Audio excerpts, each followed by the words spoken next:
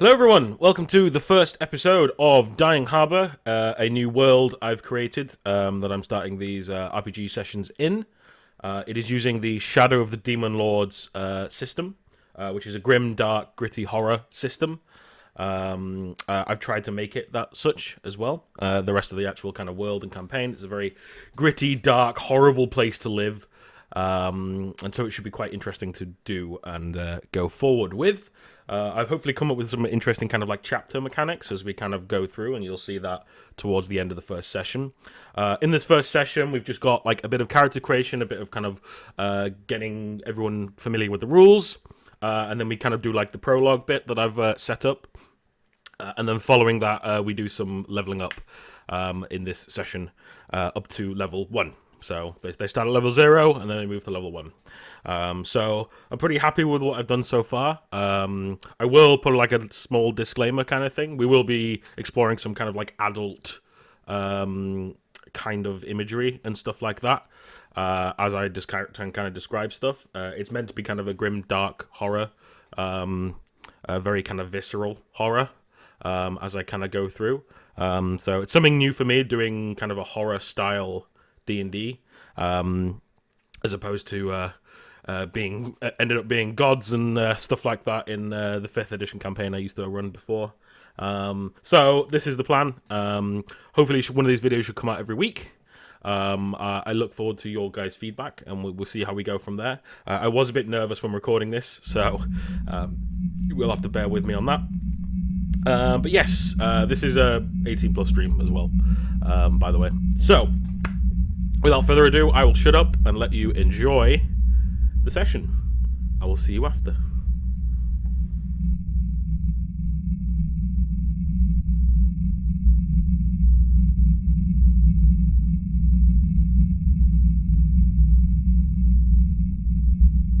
Let's get started. I'll obviously explain a little bit about the setting stuff, but I'll go over it again. So this is obviously going to be grim, dark horror, think like Brothers Grimm, kind of original Brothers Grimm kind of stuff. Very dark, very horrendous. I probably will be like going through when we get like later into it some pretty like dark kind of storylines and stuff. So just as a warning for that kind of shit. And yeah, so I've told you I'll bring up the map again for those who haven't seen it. Ba-doop, ba-doop. So this is the area that you'll be starting in. So so you'll be in Candle Cove, the bottom right hand, which is on like the far south of the largest like kingdom, which is Fractos Sadis, the Broken Throne. Hang on, I need to see the shaved head first when Alex comes in before I do anything else. Give me like 5 minutes. Okay. So continue on. You'll see it eventually. Okay, that's fine. So I have put some handouts that you should be able to see. Just some like general information about like the world in general. Like very little things you can add to them if you wish. For later on, but these are just like small things that most people would know. I put a Candle Cove thing for you to edit as well. That you can edit and add stuff to. So there's all that there. And yeah, feel free to add more handouts, or if you need handouts to keep notes and stuff, like however going forward, however you guys want to do it, I'll let you guys decide. Are we setting up a one for this session? It's up to you guys. Like, if I can just keep like doing a bunch of notes. Yeah, if you want. But it's up to you guys how you want to do it. Last one. So. Yeah, good. Cool. All right, that's fine. Yeah, I think if we stick to it a little, it could be really helpful. Our own encyclopedia. Yeah, that works. Yeah. Cool. That's completely fine. And I can add stuff to it as well if you give me access as well. No, you're not allowed. This is no Joe's Club. Oh, okay, sorry. God, right. I'll keep out of it. Cool, sweet. Yeah, so Grimdark, you're in Candle Cove. So a little bit about Candle Cove. So it's probably only around 50 population people. So it's a tiny silt fishing village or hamlet, essentially. It's a pretty miserable place to live. It's always like overcast, very cold. And the people that live there, their work is literally they kind of stand in this like dark black silty sand, and pull out these like flounder fish and stuff that like hide underneath the like the sand. So it's not great. They do like a little bit of dredge fishing further out as well in the silt, but that's the main kind of resource of it. Nearby things. You've got Oxcairn, which is a windmill, which is a very small place with only a few people working there. And then Pater Post, north of that, is basically described as a kind of like a trading post, or a supply station for nearby villages. But because you guys are so far out there completely, that like you need like a kind of a supply chain place to get stuff from. Just to give you an idea of scale as well, walking from Candle Cove to Pater Post, it's going to take about 4 days just to walk there. So that's kind of the distance that you're looking at. They could put it at like kind of like 70 miles or something like that. So like between like 3 and 5 days kind of thing, kind of walk depending on the weather and stuff like that. Assuming it's like a road direct there type thing? Yeah. There'll be like not a proper road built because like a travel. Yeah, a well-traveled path. Yes, for sure. Yeah. And so basically, there wouldn't be any like trading posts that come through Candle Cove. It's more like every week there's always like a trip of people going to Pater Post to bring back stuff like every week essentially to bring back food. Pater Post also supplies Timbertide and Oxcairn. And Timbertide is a timber like village that you guys have had like ties with for a while, or the town itself. They have a problem currently that the trees aren't growing back, as you can kind of see like the dead tree part next to Timbertide. The nearest town is Beresvon. That's the bigger one. It's about a population of about 700 to 1,000. So it's still not a big town, but it's like the biggest nearby.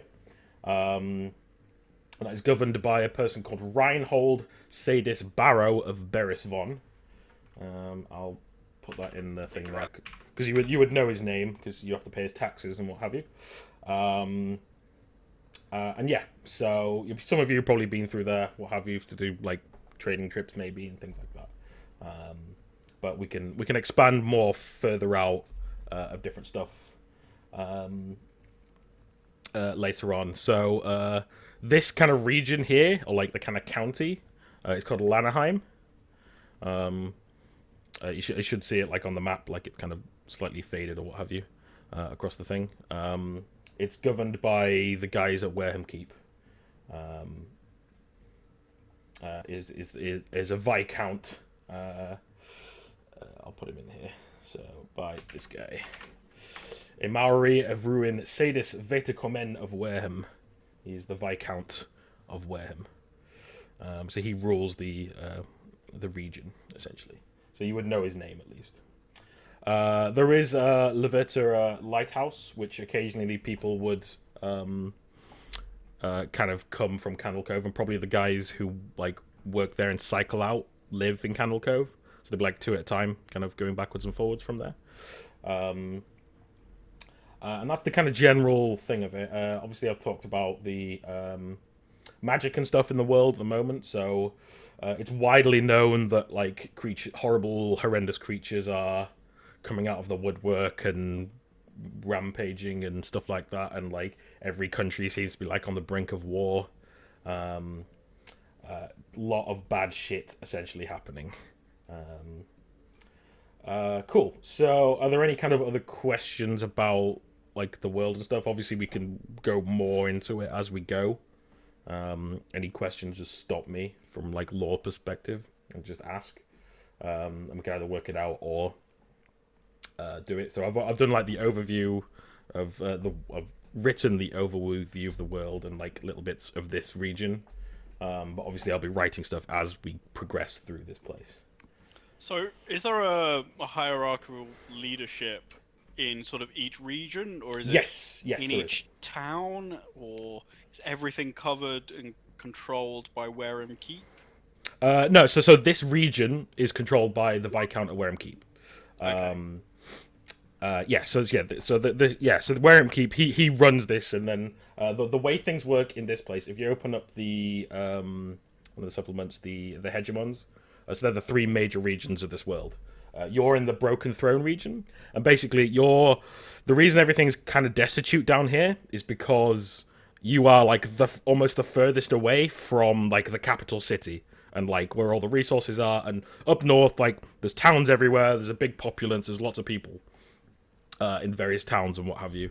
I mean, I'll show you here actually. Hang on. So if I go I go there to hang on, wait, to back. There we go. So this map, this is the big world map. So very conveniently Square Island. Yes. Like your region down here is only that small square in the bottom. Yep. So it's a big map. It's a very, very big map. A lot bigger than the previous map for the previous campaign. Obviously, I've not written all of it out yet, but yeah. So you've obviously got Portus Mundi like across the bay, but they have very little to do with Fractos Sedis. They kind of trade amongst themselves and keep to themselves. But yeah, further north you go, there will be more cities, more civilization, and more resources. But down here, there's like not much help and support and what have you.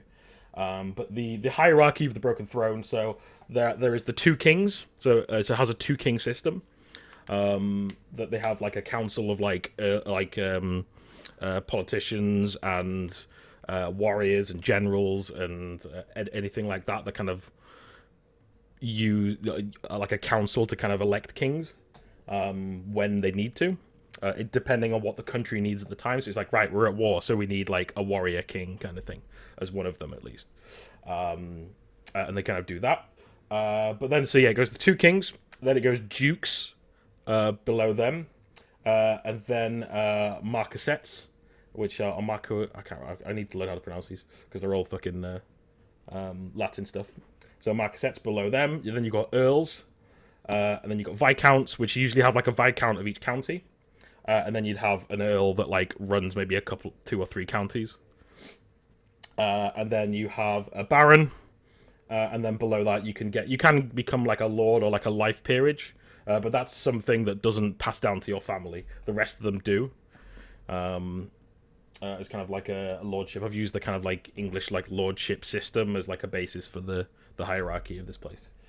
Portus Mundi and Victor the Conquered, they're very different as well. Portus Mundi is a pauper king run by a council of merchants, which is very differently run. And then Victor is like a warrior king or a Maximus.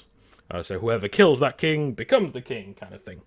And it's very fractured and broken, and there's a lot of bigger clans that kind of technically rule more than the king, but don't, because they don't want to mess with it and stuff. And then obviously in this region you have the actual main church, the Eternum Emissaries, which is the main religion of this world. And they're called... the priests are called Eternum Emissaries.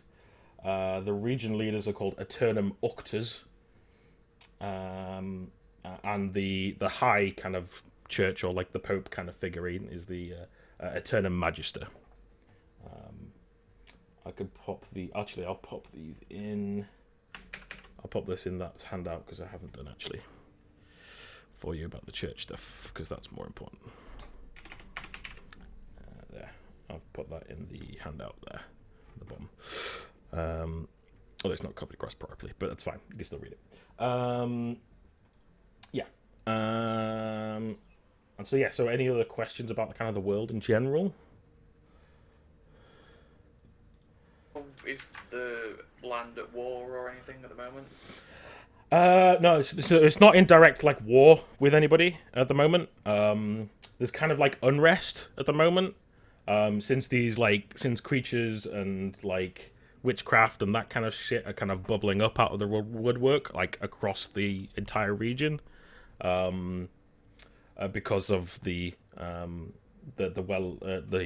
of magic, so to speak, like depleted, and everyone's taking from the scraps, the scummy scraps at the bottom of a well, is an example kind of I give for that. That all these creatures are coming out and kind of causing a bit of unrest, and especially like in this region, like just food and supplies are in very short supply, just in general. More because they're cut off from the north, and they're like, well, right, we need to stockpile up north, and they're not really helping down here, kind of thing. But that's just this particular region. It's different in other places, but that's generally what's kind of going on. But you're very much removed from normal civilization down here. In terms of like your characters and stuff and like why they're here, like that can be up to you. Like either you came here. This is definitely a place that they would exile people to, as well. Be it from Wareham Keep or further north or wherever. Not particularly often, because there's a very small amount of people here. And it sounds like Lou's character's family make up fucking half the population of Candle Cove. But we'll chat about that in a bit. Yeah, so we can work all that out when we're kind of like doing characters. I know some of you have got like character stuff already done, but I know you haven't done it yet because you got to jump off last time. Yep. But that's fine. We do that now. It's like it's very straightforward in the fact. So I think I explained as well that the races available at the moment. So hang on, let me open the book. I actually have the book. So humans are humans, blah, blah, blah. Changelings are not available at the start. Clockworks are not available at the start, but maybe at some point. Dwarves are. Goblins are not. And orcs are, but they're kind of essentially half-orcs. Essentially. So basically the way the people are, like, even though like you're making an orc class or character, right, but you're technically like a half-orc, not even a half-orc, like a 1/10 orc, essentially. Everyone is essentially human, but then they have some ancestry from long ago that makes them like a slight bit orc, or a slight bit dwarf, or a slight bit elf, or a slight bit goblin, or what have you. So everyone looks relatively the same, but it's just like, okay, so a dwarf person might be just slightly shorter and stockier, and that's like it. There's no other kind of major defining features with them.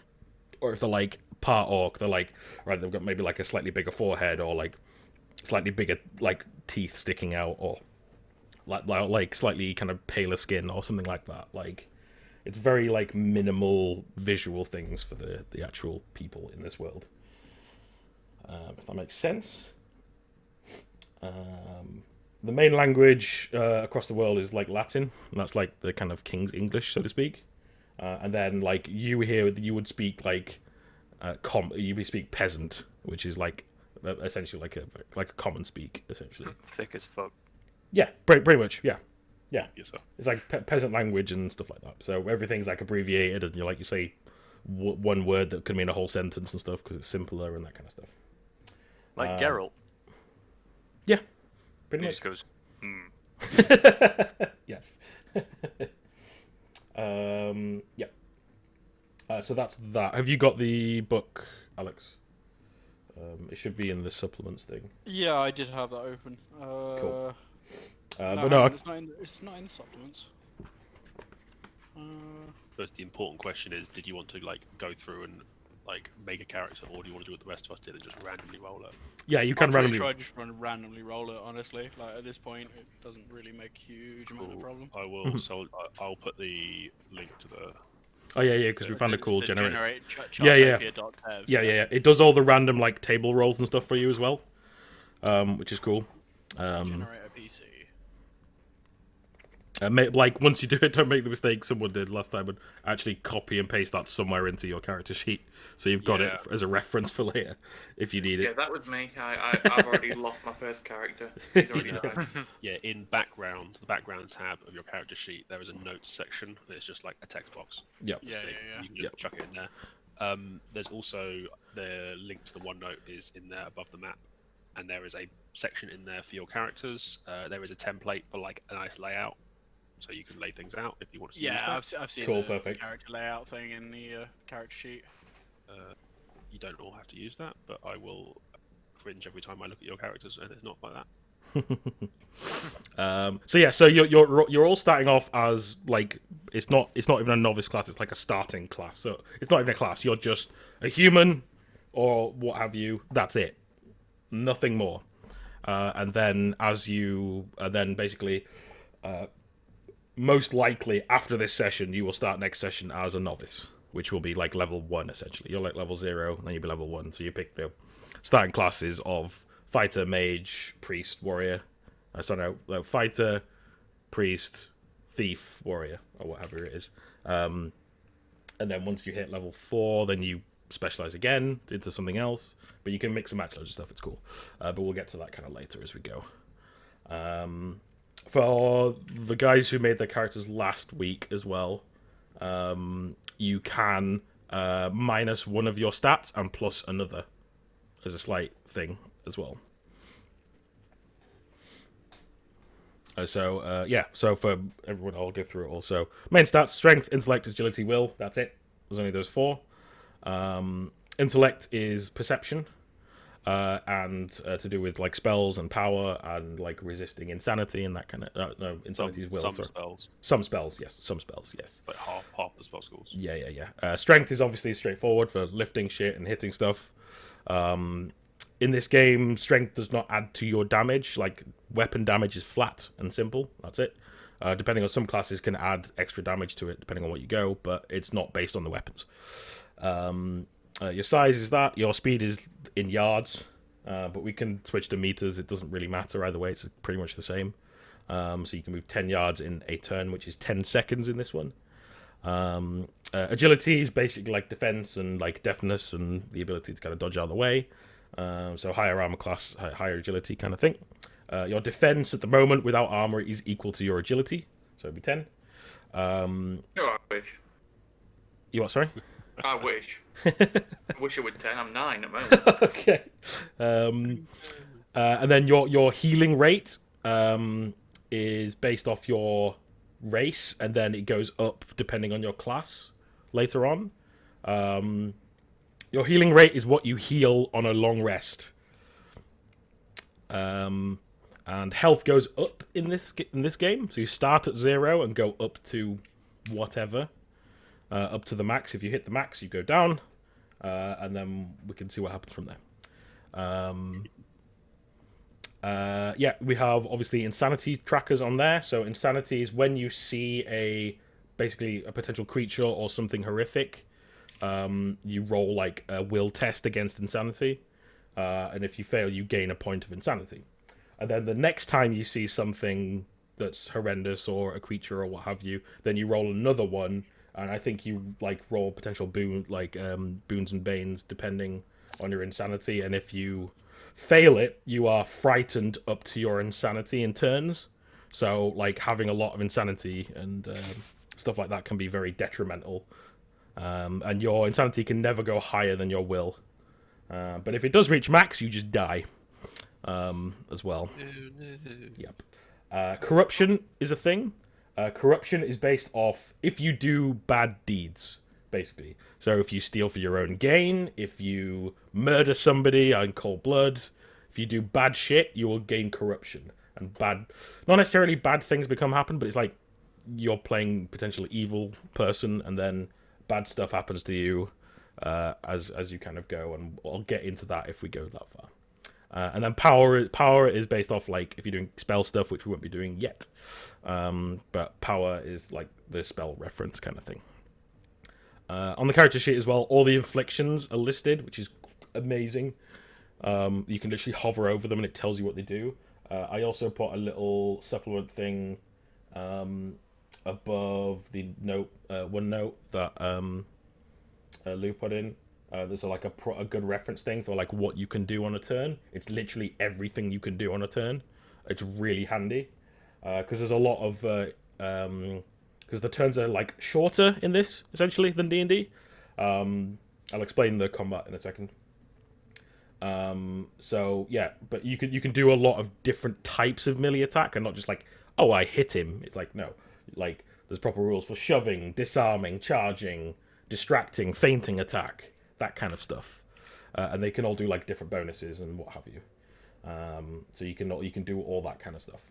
And like notable ones is like stabilize. So if you manage to stabilize someone against their if they're incapacitated or dying, which are the two things, then if you manage to stabilize them, they come back with 1 HP. So there are like ways to get people up. But if you take your entire health pool in 1 hit, you just die. So that's a thing. And as I said, it goes up. So as soon as it hits your max, you go down. So that's that. Combat turns are fairly straightforward. How they work in this. It's basically, so we go... You'll be happy to know that the players always go first. As a general rule. So what happens is a fast turn happens, a slow turn happens, and then the end of the round, and then we start again. There's no initiative rolling. You can roll initiative amongst yourselves to see who goes first if you want to, but you can, if you want to just be amicable and decide between you all who goes first, then you can. That's completely fine. It's up to you. You can see how that goes. So basically, it's at the start of the turn, everybody chooses if they're doing a fast turn or a slow turn. If they do a fast turn, they can only do one thing. So they can only move, they can only attack, only cast a spell, only do one thing, and that's it. But they obviously go first before everyone else. So it'd be like, so every one of you that has done a fast turn would go, and then every one of my creatures that's done a fast turn would go, and then we go to the slow turns. And the slow turns is you can make a move and an action. And that's it. There's no bonus actions or anything like that. It's just straight up action or nothing. Action and movement, and that's it. So it's a cool little like balance. And then you have the end of the round, which is like things that happen at the end of the round, like with spells and stuff like that happen, and then it goes to the top again. And then you decide, do you want to do fast or slow?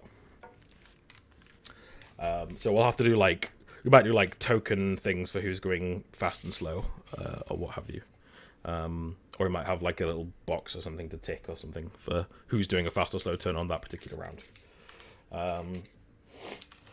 The like health totals for creatures and people is fairly like low because people are fragile, essentially, and healing is obviously pretty scarce. Like healing potions and stuff probably won't be available for a while and that kind of thing. So I've got a healing potion. Oh, what did you roll? My random roll. Meet Henry. Henry. Perfect. God, fucking rich boy over there. Yep. I know I'm rich. I started with 7 copper. 7 copper. Oof. So I believe the money thing is, so it's 10 bits to 1 copper, 10 copper to silver shilling, and then 10 to gold. So yeah, that makes sense. And you'd be happy to know, unlike D&D, this game has an actual good like economy system that actually like makes sense. Just, like logarithmic, just add more numbers. Yeah, it actually makes sense. Like 1 gold is a lot. I apparently start with a small shield as well. Now, in your equipment, I've added that as a defense thing, but is that in the book where the shield has some defense? Let's have a look. A small shield gives you +1 to your defense. +1, excellent. Yep. So you probably will have to do this manually because these sheets aren't as sophisticated, but they're actually still pretty good, these sheets. It seems to be doing it. I have one issue with my sheet. What's that then? My role character should have a healing rate of 2, but it says 3, and I can't change that. Okay. Cog in the top right. Yeah. Its healing rate is health divided by 4. Yeah, it's different for base classes, so. Because what race are you? The halfling one, right? No, that was my old character who died. Okay. I'm no Died dwarf. during He died during character creation. Yeah. Were you human this time or? Population is now Dwarf. 49. Oh, you're a dwarf. All right, let's bring it up here. You really do love playing short characters, don't you? I randomly rolled them both. So Yeah, your health sure should you equal strength score plus 4. Then healing rate equals 1/4 of your health rounded down. So whatever your strength is plus 4, and then a quarter rounded down. Whatever that is. What's your strength? Strength is go away, cock. My strength is 10. Okay, so you'll have 14. 14 so it'll be health. So it should be 3. Yeah. Oh well, the random table was wrong then, because it said it should be 2. Was I supposed to start with a weapon as well, or not? You start with whatever you're given with. Okay. So what did you Love what did you roll? What, Literally just a shield. That's all it said. No weapon. So, What did you? I am Well, no, did playing- you roll? Did you roll a human or what? yeah, human. Yeah. Okay. It's something like you like get something else. It depends on your how financially like successful. Yeah, it's the financial stuff, isn't it? Which is like where I need to find it. Put that in supplements, by the way, Chris. So that was the lifestyle thing that it gave me. Yeah, you Oh, a start club. with A club. dagger and a club. Yeah. Okay. I'm just There being you a go, retard. Sorry, not a read. retard. A Stupid. moron. Yeah. Silly boy. You twat. Yeah, and then you should have like a profession that it's listed on there. Yes. Peasant conscript. Okay. Cool. You also worked as a trapper and can speak Dwarvish. Cool. There you go. That explains how you know Matlock. Yes, you have your common profession and then like another one. Yeah, that's fine. Then your starting equipment. Yeah. So what did you roll for your starting equipment? Found it finally. Me. Yeah. I posted it in Discord. Oh, sorry. So start with a dagger, a club, fine clothing, a cloak, a backpack, a week of rations, a water skin, coil of rope, tinderbox, 2 torches, and a pouch containing 7 copper pennies. You also get a healing potion and a small shield. Damn, you rolled comfortably. Yeah. Doing well. You rolled a 14 to a 16 on a 3d6. That's not bad. No, that's good. Yeah. One less than the best. Yeah, obviously, peasant watchman of a lot of things. Does it list the interesting thing, or do you want to roll that separately? It did. Hang on. Your interesting thing is a lifetime of regrets. Yep, that's it. Is it really? Yeah, it's the best one. It is the best one. Perfect. You have a lifetime of regrets. Great. But I'm only 25 years old, which doesn't quite line up. Yeah, you. Well, my big regret is I didn't go to university. Turned down a basketball You're, scholarship. you're a peasant. You're a peasant. University wasn't an option, but you can still be regretful about it, right? Cool. You could have got a sports scholarship. You never know. That's a thing that exists. Obviously. Yep. Did you have a PDF link for the actual full book? I can't find Yes. it. Let me Oh, find hang on. There it is. Yeah. That's it. Yeah, got it. The trove. Cool. Yeah. Pop that one in supplements as well. Sure. Yeah, and so like as well as your base stats, Alex, you can -1 and +1. Yeah, I think I'll just stick with them. Honestly, they're I'll keep almost it all even. 10s and 11s all across the board, so it's Oh. pretty standard and average. Yeah, so the way it works as well is that so a 10 is a +0. Everything above a 10 is basically a +1, essentially. That can go to a maximum of 20 and doesn't go any higher. And that's it. But Until we it'd be get to divine rank, yeah. well, no. Yeah, until you ascend to godhood. It's going to happen eventually. yeah.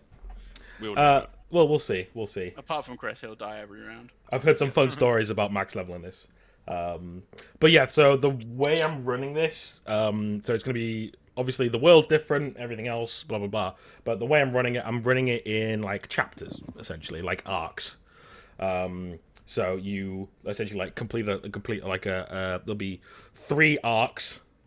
If you complete an arc, or chapter or whatever, then you level up, basically. I'm aiming for them to be like between like 1 to 3 weeks, depending on how you do them. The way I'm going to be structuring it is like, here's a thing to do, go do it. However you want to do it, you can do it. And that's the kind of way I'm going with it. It's going to be kind of a different system, and then once you finish like an arc, basically they'll be like, we'll talk about it, and we'll do like a montage thing. There'll be weeks of downtime. Because that's the way we're like, okay, so you don't just suddenly gain power overnight. You spend a few weeks, you do training, you potentially move to a different place, and then we tell a different story in that place with the same characters, kind of thing. So there'll be a bit more kind of moving around and what have you as well. I will obviously take some advice from you guys of kind of like, oh, well, I'd really like to kind of do something like this. I'm like, okay, cool, I'll fit that in somewhere and what have you. We can talk about it as we go. But we'll see what you think after like we actually start the first session with everything. I'm learning. Obviously, we're all learning the system and everything like that as well. So, on how it works, stuff like doing like challenge rolls and stuff. So like the ability checks equivalent in D&D. So sneaking, blah blah blah, what have you, knocking a door down. Basically everything is if you want to succeed, you hit a 10. That's it. There's no like, oh, well, you need to hit a 14 to get this roll. It's always a 10.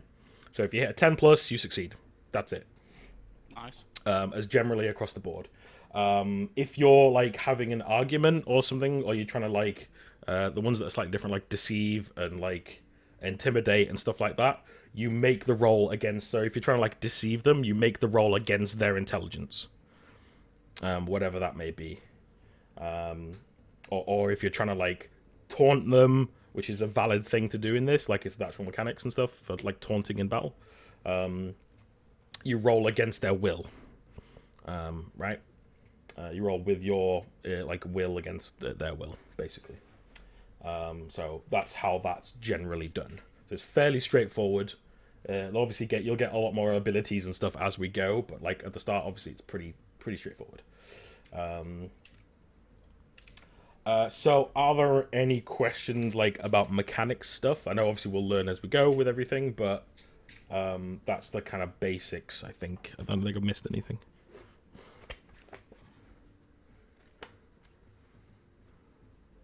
What's fate? Okay, yeah, that's a good point. Yeah, I forgot about that. So I just see a big button in the middle of my thing saying yeah, fate. so I've done oops, that's the wrong button. I've done this in the bottom corner. So once you get your tokens, get your pictures or what have you. If you want to make your own tokens, you should be able to use the token stamp. It's a little website just to make your own tokens, and then drag them onto your character, and then I can figure them out while we're just kind of talking about all this.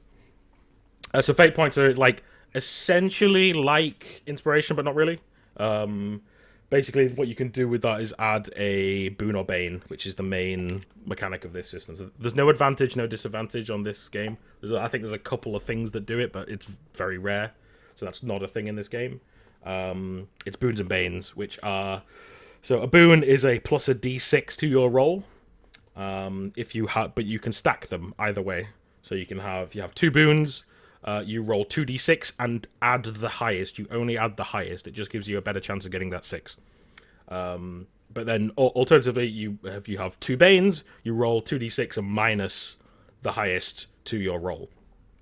Boons and banes cancel each other out. So if you have 1 boon and 1 bane, cancel each other out, doesn't do anything. You don't even roll it, just doesn't do anything.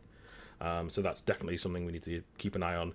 On all the roll stuff, you should be able to like click and roll, and like it says, oh, add boons or banes. So I'll tell you depending on what you're doing if you're adding boons or banes and stuff like that.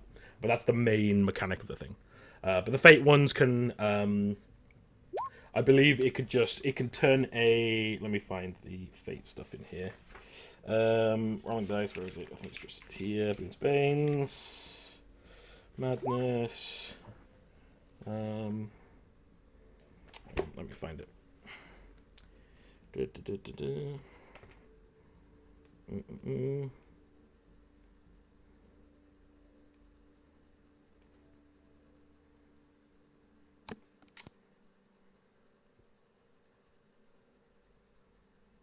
Why is that not in there? Okay. God, look at you with your floppy hair, you Prince Charming looking-like motherfucker. Oh God. You seem to have forgotten the blade of your sword. Yeah, I don't need it. It's fine. You just hit people with the handle. It's my interesting thing. I just carry a hilt. You're fucking Aragorn wannabe. It's more threatening than you'd think. Like, 9 times out of 10, you don't have to draw it. You sort of hover your hand over, like, we got a problem? It's like, no, you have a problem. You've only got a handle. Oh. Got a big stick, though. You have a big stick. Yeah, you do. Wet Beatrice. Eee. Calm down. Who's Henry? Fucking hell. Of course, yeah.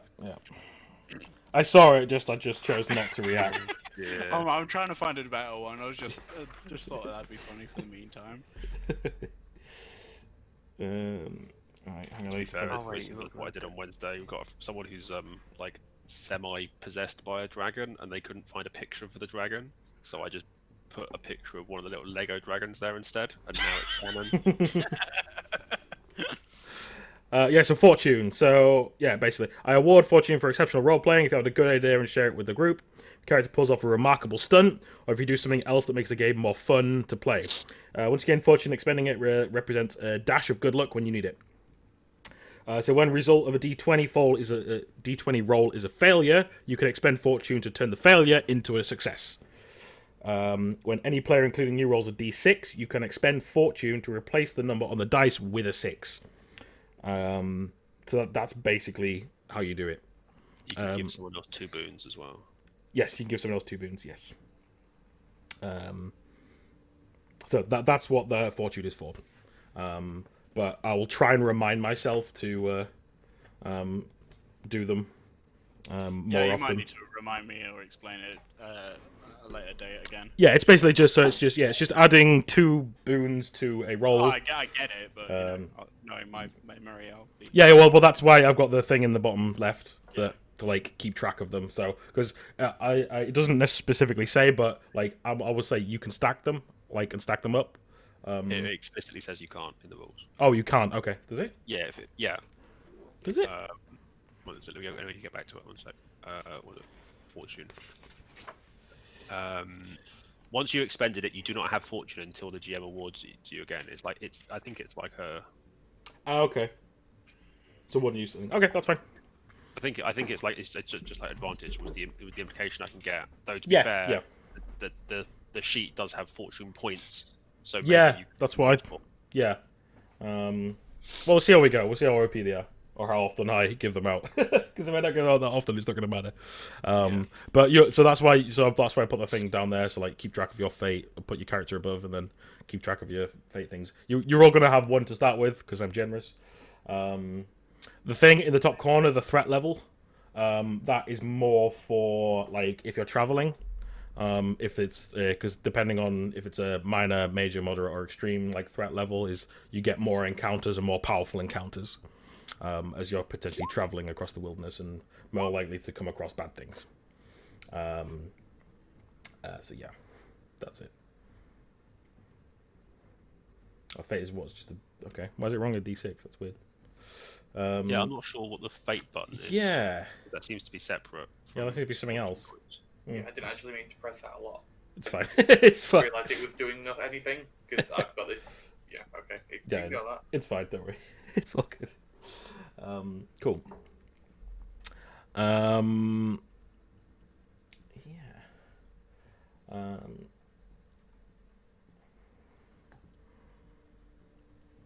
So yeah, I'll let you guys get set up, and then we can do like kind of set dressing of character introduction of like why you're living here, how long you've been here, what have you.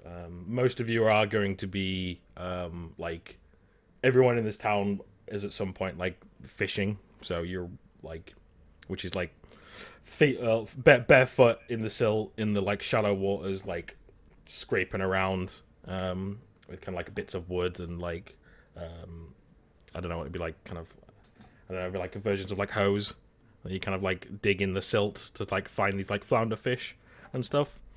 So you'd all be doing that at some point, yeah. So people who've been here a long time and been doing it, like basically have like up to their wrists, like up to their like forearms, and like up to their probably like knees, or like it kind of like dyed like a black, like silty color, like their skin is stained.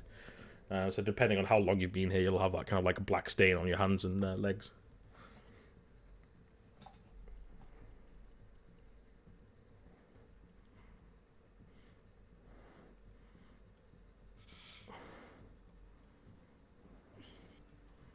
And the token should have connections to the stats on the sheet as well, so you can set like health and stuff like that. Health and like AC and what have you. Oh, it's called defense in this one, not AC. Sorry. Can't make mine any bigger. No, I have to. Oh, is it just you? Okay. Yeah, that's a better picture. Same thing. Yeah, I was never gonna stay with that one. Not that retarded. Sorry. So I see. I know, It's fine, I know how it's fine. offensive the word is, and I know for some reason it's just built into me to say it. And Don't give a fuck. I know most people don't give a fuck. It's fine. But fucking... It's fine. No.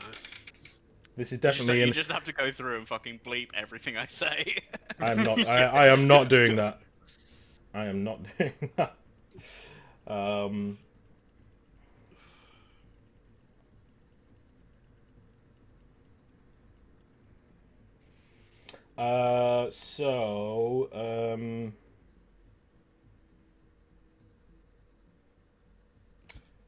So yeah, so one thing to consider with characters as well, beyond like the base character creation stuff, is like, because it brings this up in here, is the values of the character. Like, what do you kind of value? Is it family? Is it friendship? Is it like just living? Blah blah blah. Whatever.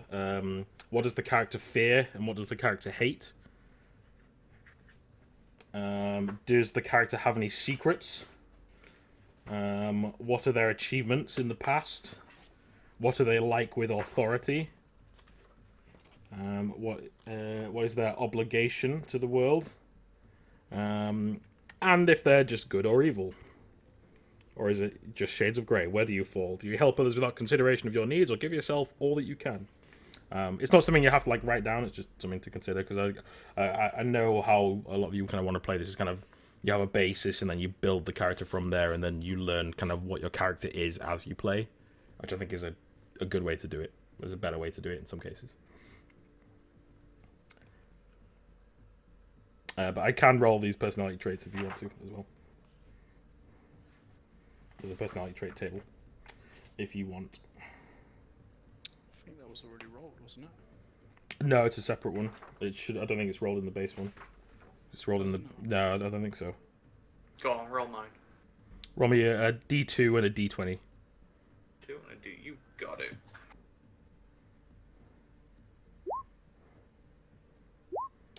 Okay. 1. Generous. Ooh.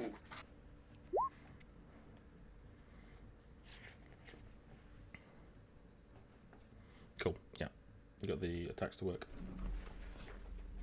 Yeah, I've just been fiddling with bits and bobs. Yeah, that's fine. She's surprisingly good. Yeah, it is. It is actually. D&D one, I was surprised how well it's done actually, because it's fairly simple. It's fairly straightforward. There's not like loads of little crazy bits and stuff in there. So yeah, it's all good. All right. So, shall we kind of work out? Well, let's first of all introduce your characters, right? Of who you guys are, what your character's about, and then let's kind of go from there, and then we can work out how your role in this shitty ass fishing village at the end of the world. So, who wants to go first? Sure, I'll open the floor. All right. So you all know probably Seamus, who lives in the village. He's a 29-year-old human male, pretty sort of average, you know. He's a normal weight, he's a normal height. He's got some sharp kind of eye-catching features. You know, he's not a bad-looking lad. He's not exceptional, but he's kind of warm and approachable. He's known as a pretty helpful, friendly kind of guy. Very much follows the tenets of the old faith. Mm-hmm. If you are quite close to him, you would know that he used to be a member of a cult and was from a very young age, so didn't quite realize he was in a cult. He doesn't speak very openly about it or why he's not involved in it anymore. The one thing he does talk about is how during his time there he did study astrology in a certain way. He gained that benefit from it, which he often uses to try and entertain people with stories of constellations, and also to help the sailors in the town find their way out to sea and back under the cover of night. Yep. Yeah, that's Seamus. He has a big stick. Okay. All right, cool. Who wants to go next? I'll go. Martok is an older dwarf, human, dwarfish. Yeah. Probably retired-ish age. He's 62, so he's getting up there. He's moved here for a quieter life. Yeah. He used to be a bit of a barbarian in his past life, but he's past that now. Okay. Likes to keep clean. Nice facial hair with metal rings in it, as is tradition. Anyone who's been with him when he's had a few drinks, he'll hear the tales of how he used to have a stronghold. He was its rightful heir before it got overrun by enemies, and it's a past that he tries to forget because, you know, now he's living in a shitty fishing village, so, you know, it clearly didn't go well. Yeah. He's generous, but he believes that other people want him, like get close to him for his wealth of 2 copper pieces. Well, to be fair, that's a lot of money in this village. That is a lot of money. It's a lot of money. He's generous, but not with money. Yeah. He'll give you his time, but he likes to keep his wealth to himself. And he protects what's his. You know, don't get on his wrong side. Okay, cool. Sweet. Ex-barbarian. Old barbarian. Cool, I like it. Alright, who's next? Yeah, I can go. I am Beatrice. I am a 33-year-old woman from probably the largest family in Candlekeep, well, Candle Cove. Being that there's bleeding loads of them. They're all over the place, and it's a very strong matrilineal line. She is the youngest of 7 sisters, and as was her mother, the youngest of 7 sisters. So there's a lot of them. She has a lot of relatives and aunts and people she's related to. Yeah, like of the 50 people live here, like 15 of them are probably your family.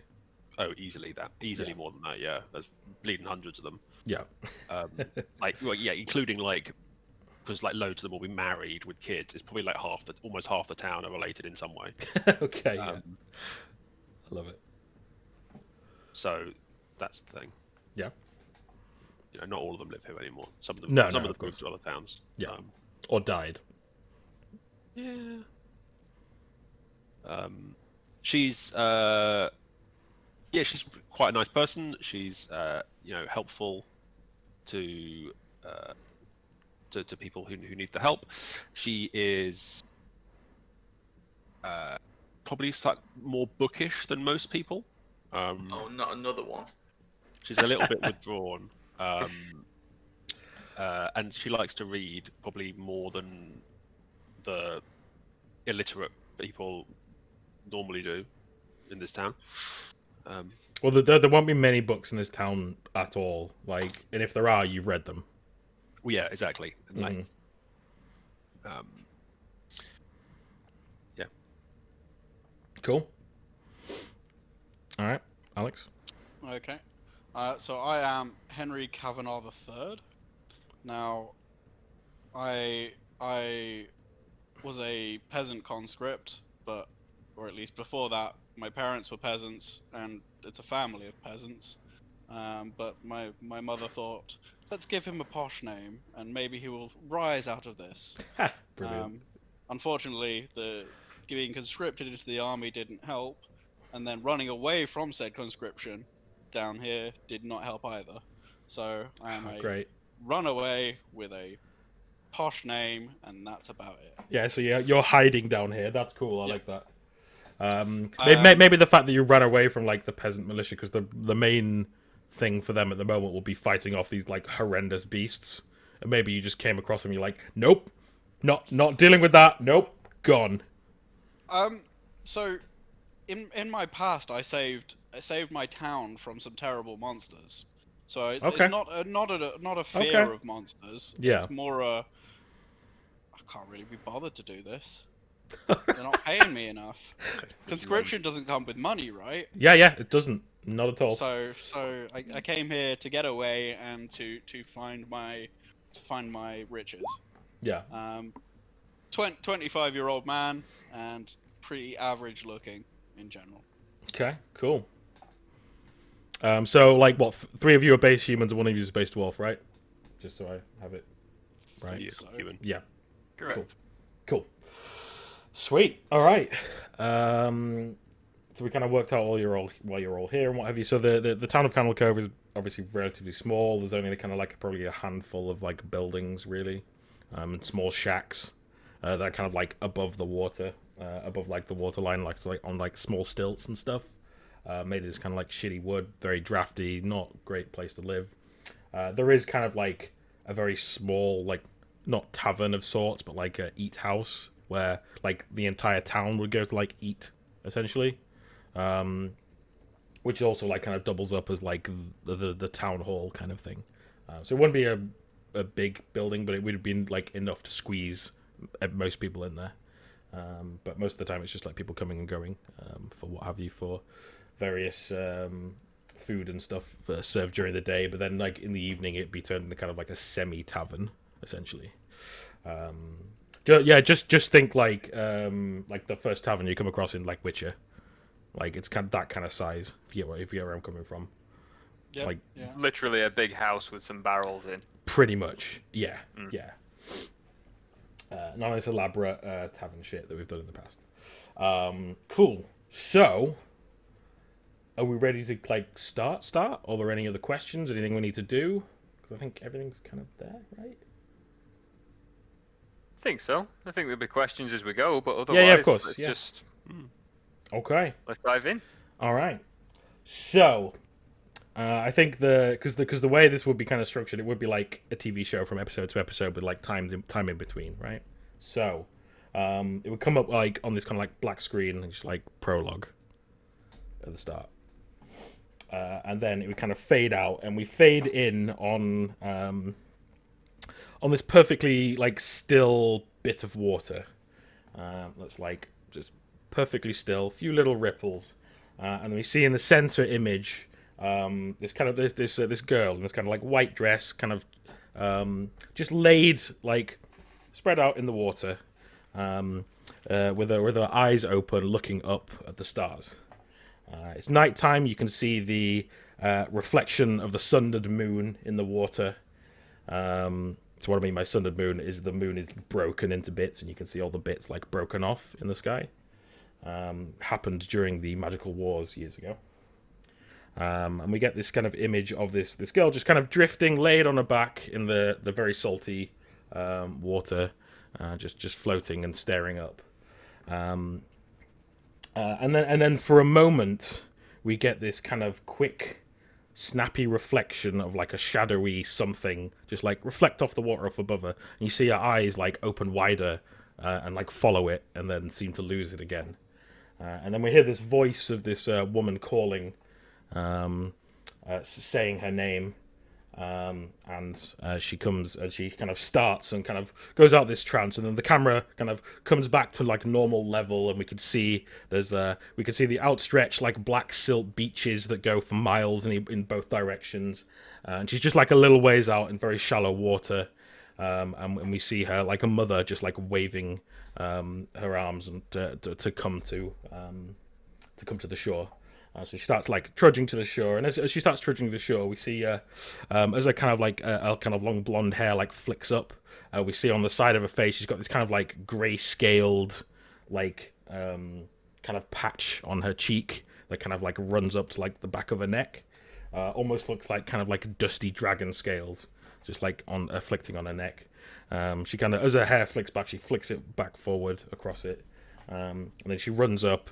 And she just shouts to seemingly her mother, sorry, I was just I was in my own world.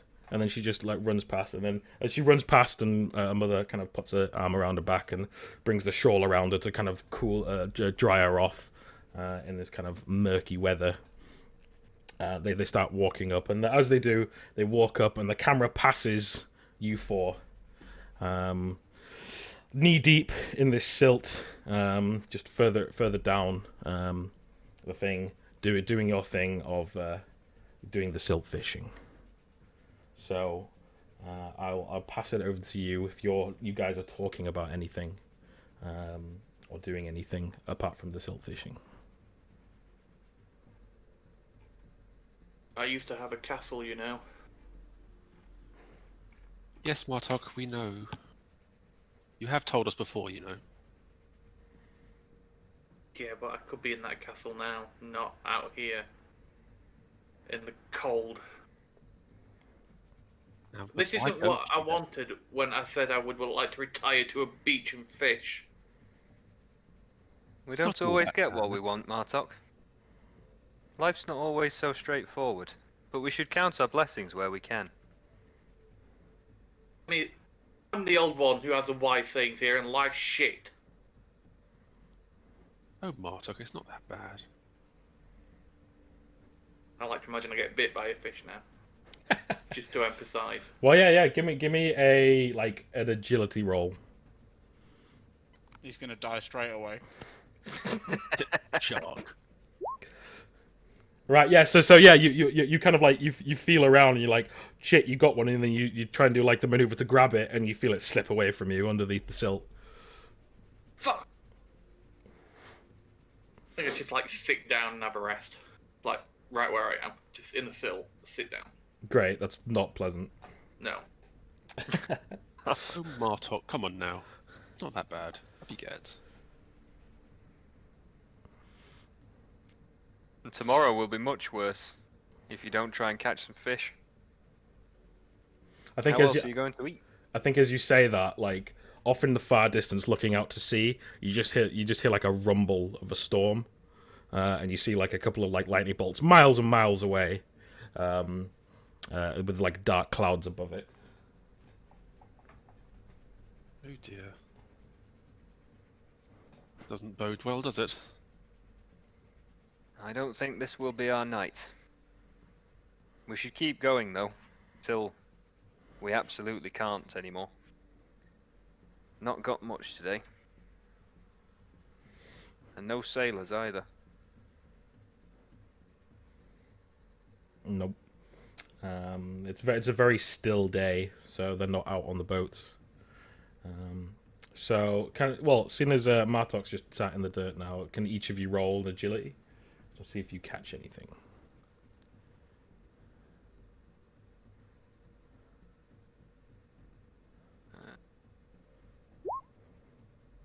Oh, something went wrong. Oh no, there we go. It popped up. Really slow. Yeah, that was really slow. Yeah. That was weird. Also, when you get a chance, Alex, could you change your name on the thing? Yeah, sorry, I'm No, trying that's to fine. roll an agility and it's not letting me. Oh, it's Are you like gonna a hit 3D dice. -1 next to it? Or the whatever yours is. Number. Oh, okay, there you go. Just slightly annoying. Alright, cool. Okay. I'm just going to roll something here. Okay, so you see Seamus kind of like he's got his hands. You got your hands in the thing, and then have you got a special technique for catching these kind of fish? I imagine that if I do, I probably learned it from Beatrice when I arrived, because she's all Probably. helpful in that. Yeah. But no, yeah, you just whack him with your big rod. Yeah. That's what you do. You can't disturb them too much, you know. Too much fettling around, and they'll just spook. Yeah, yeah. I imagine it's like one of these, like the little flannelfish, like underneath the silt, and that you kind of maybe like put your hand and find one and kind of like tickle its belly and pacify it, and then grab it and hit it or something, something to that effect. Yeah, well, that's where Martuk was going wrong. It's like too much fingering and not enough smacking it with the big stick. Yeah, yeah. That's it, right? Yeah, yeah. See, you've got a castle, but have you got a big stick, mate? Yeah, so yeah, you manage to grab one and you get your club out and you whack it round the head and you're like, yeah, you've got like a decently sized. Let's see how big it is. Roll me a d20. See how big it is. Not very big. It's little shitty minnow. Like maybe a couple of bits for this. This piece. Roll me a d6. All right, you're gonna get 6 bits for it if you take it back. Better than nothing, I suppose. Yeah. Yeah, and as you, Henry, reach down to try and grab something, you grab something, but then you also as you grab the fish, you feel the fish, what have you, you grab it, but then seemingly underneath it as well, you seem to like cut your hand on something sharp. Can you roll another agility to see if you can stay hanging on to the fish? Sure. Nice. Take that for Yeah. yes. So you keep hold of the fish in one hand and like pull it out and bludgeon it, and then yeah, you cut yourself on something sharp underneath the silt. Oh fuck! Ow! What the fuck's that? Henry, are you okay? Bastard bit me or something. The other days go well. Yeah, as you look at it, like it's kind of like on the kind of front of your hand, across like a couple of fingers, it's like a clean slice. Okay. I'll So it's definitely not a bite. inspect the ground and have a look. Maybe a little dig around the area rather than digging at whatever. Yeah, yeah, okay, yeah. So think after a couple of minutes of doing that, you kind of like your hand bumps into something that feels kind of like heavy. Here, come and have a look at this. You found? I don't know. What have I found? Yeah, yeah. So as you grab it like carefully without cutting yourself, you kind of you pull it out, and as you pull it out, you pull out this this longsword from the silt. It's got this kind of like it's got this kind of black metal blade. That's very. It looks like it's been hammered too many times. The edges are like warped and blunt. And then the handle is a very kind of basic, like iron wrought handle, with one of the what they call the bits that in the hilt, or whatever it's called, the bits that the hand guard bit. I can't remember if it's got a specific name. Yeah, crossguard. Yeah, half of the crossguard is like not there. It's obviously broken off at some point. It's a bit rusty, but yeah, you pull out this this longsword from underneath the silt. Oh, this is cool. Then, do I recognize it in any way, or is it just? It looks to you. It looks like a very shitly made, very rusted, left under the silt for a long time kind of sword, basically. And there's no like obvious discerning marks or anything. No, not at all. No, there's no like seals or anything like that on it. No, so it's just this dark metal blade that's been like, looks like it's been hammered. It looks like basically someone took this and like hit it against a rock for like a couple of hours, and well for a lot longer. But and just so it's all dented and blunt, with half the handle kind of missing. It's less a longsword and more a lump of metal. Yeah, yeah. I mean, it will function as a longsword, but yes. Okay. More appetizing than the fish that I've caught. It's certainly not a fish. But put it in the basket, or maybe Smithson will be able to make something of it when we take it home. Oh, absolutely. It's now canon that the blacksmith in the town is named Smithson. Well, actually, the blacksmith already has a name. Bullshit. His name's Smithson. No, his name. No. Spending a fortune point. No, Canonical change. No, the blacksmith of this town, his name is Etnad. Etnad Smithson. That's what we said. He was given that name by the council, or like the name-giving people. Yeah. His role in life is to be the son of a smith. Exactly. Which he fulfilled, and then killed his dad, and used his blood to make a sword. Yeah. Because everything's dark in this world. It's true. Yeah. It's true. It is true. So there you go. And Yeah. then ate his brother. Yes. Or something. I don't know. Fuck it. We've all just got this blind acceptance of him. Like, yeah, he's alright. Bit of a cannibal, though. So I do actually, Ran to his for Sunday dinner. I do actually have a picture of Etnad, but here you go. This is Etnad. It was ages ago. Like he ate that one guy 30 years ago. You could hold it against him all this long. It was a bet. Come on. So you know. It was exactly. It was a bet.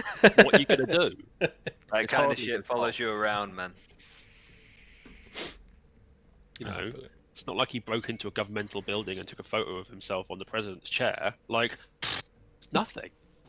The problem is he's already in the place where people come to run away from that kind of like stigma. So like he's a bit fucked. He can't go any further. It's true. It's true. That's why he doesn't speak.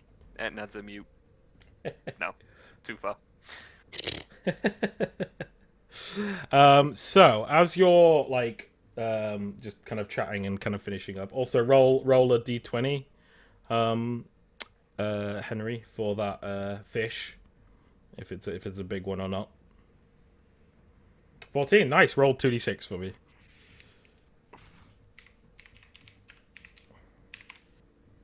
Oh, So you're gonna get 2 bits just because it's like it's a bit it's a cancerous. it's like something like that. It's got a tumor on it or something. A bit off to get anything useful out of it. Yeah. Every now and then you just get an inbred fish. Yeah, well, exactly. Yeah. It's got 3 eyes. Are you going to make him roll to see if he gets tetanus from the rusty sword? No. I'll wash my yeah. hand under the water. In the silt. It's fine. Yeah. Yeah, it's It fine. doesn't hurt at all. No. Salt water as well, so it's like cleansing. Yeah, and it's very salty water, like comparative to normal. It's good for you. It's fine. It's It's good. It's like Black Sea salty. Yes, yeah. So you can float if you lie down. Yeah. That's what the little girl was doing at the start. Yes. There we go. Science. Science that shit. Can each one of you roll me a perception, please, as you're carrying on doing your Is thing. that an intellect? So it should say perception, which is it's based off your intellect, but there should be a perception number. Oh, there is one, yes. It should be based off your intellect straight swap, I believe. It is directly to your intellect. Yeah. Mine is not, It should be. If your intellect is 10, your perception should be 10. Yeah, but my intellect is 11 and my perception is 10. it should be 11. Your perception should be 11. Yeah. I will change it somehow. Yeah, Intellect is mine 10 got and me my as well. perception is 11. Yeah. It says on the character thing, Yeah. if you're a direct human, at least that's how it should be. Yeah. It's the same for all. Yeah. I've changed it, My intellect should but be it's 10 still as a well. 3. My perception should be 10. If my intellect is 10. Yes. Yeah. So it's a +0 essentially. That random calculator is wrong. It might be. We might just have to roll them up normally next time. Just because it's fine though. Okay, so I think it makes sense that Emery's doing this because he's maybe a bit distracted by this sword he's picked up now. What are you doing with this sword? Are you just like waving it around? Have you put it like on your belt, or what are you doing with it? No, I'll put it in the box with all our not retarded, deformed fish. Yeah. Yeah, I assume we've got like a tool basket or something. Yeah, that you yeah. sort of Sit in the cell with them. Yeah, I imagine it's like some kind of contraption that's got like 4 poles that you stick into the ground, so it's like a hanging basket that like hangs above the water, so you can stick it in without getting it wet. I don't know. Would there be a need for that? Like, we're putting wet fish in it anyway. Not necessarily. Yeah, true. True. I'd imagine it's just like a tall wicker basket with a stone in the bottom, so it doesn't float away. Yeah, probably something to that effect. Yeah, Right. that's fair. Okay. Yeah, so yeah, as everyone else is digging their hands back in, like you're moving along a bit, maybe spreading out a bit to try and find some more. You Henry, look out into the just look out into the ocean, the storm in the background, and you see just a faint like glint of these yellow eyes just above the surface, like kind of this level, just staring at you. Just eyes. So... Yeah, probably about 20 yards away from you, just staring at you, just with. So is there a forehead and the rest of the top of a head above that, or is it literally just like crocodile eyes that stick out at the top of the? Oh, okay. I have a picture. Yeah. Okay. Yeah, just that, and and as you kind of like look, you see it's someone with long hair and like nose and kind of a greyish skin, just with these like yellow eyes, just peeking you. You can see like the reflection in the water of the yellow eyes. So they just stare at you. Guys, there's something over there. That's a little bit creepy. I don't like the sound of that. Not at this time of night. Who are you? Suggest- What are you? I assume we don't recognise this person. No, it doesn't look like a person from the village. Like, especially you, Beatrice, you know everybody because half of them are your family. Yeah, So you look and you. I mean, it's very difficult to tell anyway. Like with just like half a face sticking out. But then the face seems to like shuffle slowly forwards, and then the kind of face comes out of the water, and you see this kind of pretty looking woman, even though kind of greyish skin, like yellow eyes. And then her mouth opens, and I need all of you to make a will challenge roll against a 15, please. Against a 15. Oof. All right, bye guys. Oh. Oh.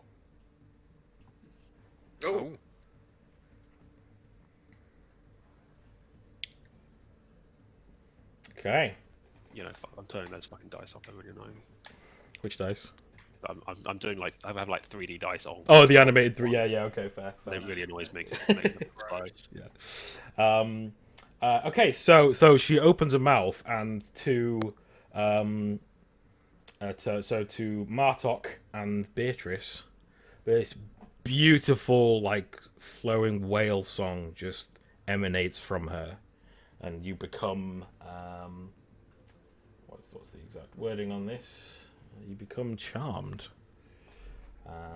and you hear on like the kind of whispers of this like whale kind of noise, beautiful sounding kind of music coming from her lips, to go to her, to go embrace her, and the two of you start walking forwards. The other two of you that saved, you just hear this like horrendous like nails on a chalkboard screeching noise kind of coming from this like creature, and you just like cover your ears, and it's one of the worst sounds you've ever heard, and then your two friends just start walking towards them. Yeah, that's not alright. So kind of like, you know, hands over the ears, this whole deafening noise, but at a certain point I'd sort of like try and lock eyes with Henry and be like, come on, we need to help them. What's wrong with them? I don't know, but something's not right. And Seamus goes over to try and like grab Beatrice and get her to, well, stop walking towards this thing and probably get away. How far away is this thing from us? All right, so we'll start like what is essentially like a combat turn, right? So we've got fast turns, slow turns, and then the end of the turn. If we go, so they're probably like, so we'll do this in kind of distance. So they're 5 feet away from you. This thing is 20 foot away from you. This woman with just kind of a head and shoulders like out of the water now. I thought you said everything was in yards. Yeah, sorry, yards. Sorry. I'm going to do that a lot. Just remind me. Um, We should scrap it all and do it all in parsecs. parsecs. We'll do everything in light years, so it's like 0.000001 light year. A parsec's a unit of time, not distance. Distance. That was the joke. Yes, thank you. Yeah. Aren't parsecs distance? No, It is, isn't no. it? That's, parsecs that's the aren't whole distance. joke. It's the whole joke of Star Wars. Did it in certain amount of parsecs, time implying, but it's actually a distance. No, they retcon that in Solo, where it is a distance. Yeah, but Solo's not a real movie. Yeah, I've still not watched it. But yeah, anyway. I mean, I've not watched it, but they make it so that Actually, parsec is a unit of length. yeah, is that he did it in X amount of parsecs because he took the more dangerous road. Yeah, Uh, it's fathoms that people they have the weird one. Yeah, that's right. I don't know. Yeah, anyway. It's yards. We'll do that a lot. Just remind me. When I say, if I say feet, I mean yards. So your two friends are like 15 yards from this thing, and you are 20 yards from this thing. So who is taking a fast turn? I That will. depends on what the differences are between the turns, because I can't remember. Okay, so a fast turn is essentially you can do one thing. So you essentially have no movement, but you can do one action. But that action could be a move or a dash. But it just means you get to go before everybody else. You get to go first. But then so you guys would go with your fast actions. Then I would go with my fast actions, and then the slow action, which is a movement and an action. That's essentially what it is. So you've got fast turn, just an action. Slow turn is a movement and an action. I'll probably... Do you have to do them in that order, or is it just you get both of those things? No, you choose. You either take a fast or a slow turn. Sorry, I mean, if you do a slow turn, Yeah, you can do an action and then move. yeah. You could do. Yeah, you Opposed can. to move and then do an action. Yes, yeah. You can do them in any order. Yeah. You can like move halfway, do a thing, and then move again. That's completely fine. Yeah. Okay, I'll go for a slow. Okay. I assume being charmed, my goal is to get there as fast as possible. Yes. So you two essentially won't. Taking fast. Yeah. So you two will probably take a fast turn, right? So, and then move towards a. Guess so. Yeah. Okay. So you two are 5 feet from this creature now. You move 10 yards as a fast turn. Actually, have a speed of 8. Okay. So, So you're 8 yards. 8 Okay. yards. We'll do like a quick like visual representation thing here. So like she's here. So you guys are like here, and then who's the other? I need to get the names right. So Martox is you two, right? Yeah. Yeah. Those two, yeah. Yeah. Okay. So We turn on the name things underneath the tokens. I have done, haven't I? It's Well, only I have- working I have on it, mine. yeah, and- I have it on my one. Yeah, me too. I thought I turned them on. It might be a setting that to say who they're showed for. Yeah. I've got them ticked on. I don't know why it's not. There isn't an option. I don't think, is there? There was before, but they changed it. So I've got a nameplate. I've ticked that on, but there we go. Player permissions. Found it. There we go. Let me turn. Yeah. I've got them on for me, but Yeah, it's super useful. yeah, there we go. Yeah. So there's just a visual representation of kind of where people are. Okay, so yeah, you two. So Beatrice and Martok have taken their fast turns. I'm going to be taking a long turn. So if I was taking a fast turn, I'd take it now. But I'm not. And then so now it is Henry's and Seamus's. Long I turn. chose a fast time. I think he took a long turn. Oh, you're doing a fast. You're doing a fast one as well. Yeah. Okay. Yeah. So what do you want to do with your fast turn? You're just going to move up. Nope. I'm going to throw my dagger. Okay. Cool. What's the range of the dagger? Short. So 5 feet. Or 5 yards. Or Yeah. depending on. Okay. So yeah. So you're not in range currently to throw that. I thought what you said it was 5 feet away. No, it's 20 feet away. Oh. Yeah. That Beatrice is 5 feet away from it now. Oh. Okay. Okay. Right. then I won't take a fast turn. I'll, Okay, take a slow turn. that's fine. It doesn't matter too much now because I've not got multiple creatures taking fast turns and stuff. Yeah. But like it more matters like when you're like locked in melee combat or just combat in general. Like if there's no point in moving, you might as well take a fast turn kind of thing, basically. Yep. Okay, yeah. So now it is slow turns for you two. What are you two doing?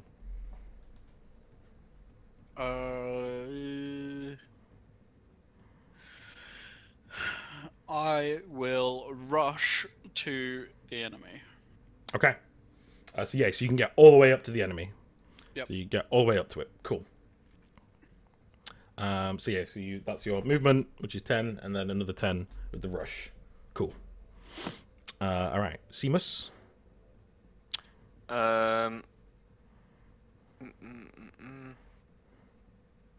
Just looking at all the different actions you can take. Many things. Yeah, it's fine. Like, take your time. Like, this first thing we're doing. So, well, here's a question as well. Do you guys want to roll initiative between yourselves, or just do it kind of freely? I think freely gives us a little bit more. Yeah. Yeah. Do what makes sense at the time. Yeah, that's completely fine. Yeah, exactly.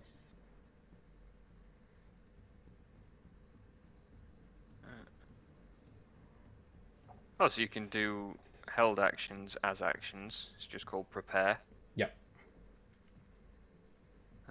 Rush, stabilize, use an item. Okay. Is this thing still screaming? Yeah. Yes, it is. And Beatrice is right next to it. Pretty close. Yeah. Henry's right up in its grill with his dagger out or what have you. And then Beatrice and Martok are walking towards it in a trance. I want it to stop screaming and also want Beatrice to not walk towards it anymore. So I am going to first move up to it. Okay. So And well, you're 20 feet away from it, so a movement is 10 yards in this. Oh yeah, it is. Yeah. So movement equals your agility, if I remember rightly. Yeah. So 10 yards is like the base movement. That's really annoying. I mean, it's not. It's just a game. Yeah. Okay. Well, I guess I also rush up then. Okay. Yeah. You want to rush up? Try and get in the way of Beatrice in this thing. Yeah. Okay. So you rush up as well towards it. Okay. Cool. All right, and then I take my action now because you guys have all been, and I take my long turn. So this creature kind of splashes out from the water like silt and water fly everywhere, and it's just this very scantily clad in kind of like this kind of scaly dress below her, and you see as she comes out, like her skin goes from this kind of like pale like porcelain to this like dark kind of bloodless skin, and her eyes turn red, and you see like she's got these like horrible claws that she lashes out, and I'll roll randomly for. Actually, no, Henry, you got up first, so it's gonna lash out at you. Okay. And it does so with one boon. And so it jumps up at you, and you run up to it to try and protect your friends, and it just slashes you across the chest, like cutting you for 3 damage. 3 damage. Oof. And there are no crits in this, so you add damage, so it goes up. So you start at 0 and then go up. That's Yeah. big Cool. damage. Sorry, I just need to It's max damage with this creature. That's dirty. turn. Ugh. 1, 2, 3. Cool. Fucking hell, 26 attack. Holy shit. Yeah, I rolled a 20 and a 6 on my first Right. attack roll of this game, everybody. Yeah, 3 maxes on your first attack. Yeah, it literally. Holy shit! It is. It is 3 maxes. Well, That this is equals, this is how this game's gonna go, boys and girls.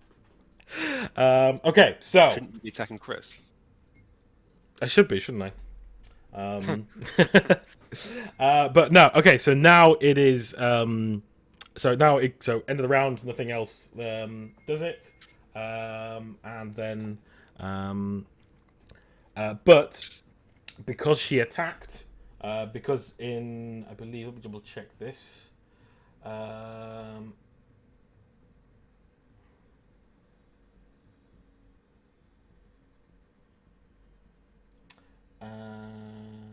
Okay, so yes, so her song is a concentration. So with a concentration in this game, you need to spend a action to keep concentrating on something. So she instead attacked. So Martok and Beatrice, you like kind of like snap out of it. You kind of like blink and then snap out of the beautiful song, and like the facade that you were probably seeing of this like beautiful woman in this kind of like white dress like beckoning you towards her disappears and fades away as you see this like horrible monster just slash into Henry's chest. So yes, so fast turns. Whoever wants to take one. Yeah, I'll take a fast turn. Okay. I would also like to take a fast turn. Mm-hmm. I will also do a fast turn. Mm-hmm. Do a slow turn. I'm going to put a little snail on my character's things to show I'm taking a slow turn. Yeah, I'll figure out a way to do this with the fast and slow. Like Well, on your box sheet. with, like, so we can and have double tokens. So like a box in the corner, and we can put him in fast or slow. Yeah, probably. I'll set something up like that for next time. Or on our tokens, we could just put a snail or a lightning bolt. Yeah, that's true. It's difficult. It means changing it so often. Yeah, it is a pain in the ass to bring up the menu and stuff every time. I'll figure out a way to do it properly for This next. one is fast. This one is slow. Yeah, okay, that There you works. Yeah. Well, I'll do some boxes now. Let's do it now. All right, let's do so. Well, we're not in the middle of things. Can you hear this? What I'm on? The bike? No. Yeah. No. Perfect. Could just see you chugging away. Yeah. Getting the miles in. It should be no camera. You don't need to see this. It's not. No, but I could. Before you turned it off. He charges extra Oh, okay. for that. Yeah, we're sorry for a It's on my second. OnlyFans. Well, I'm putting text in it.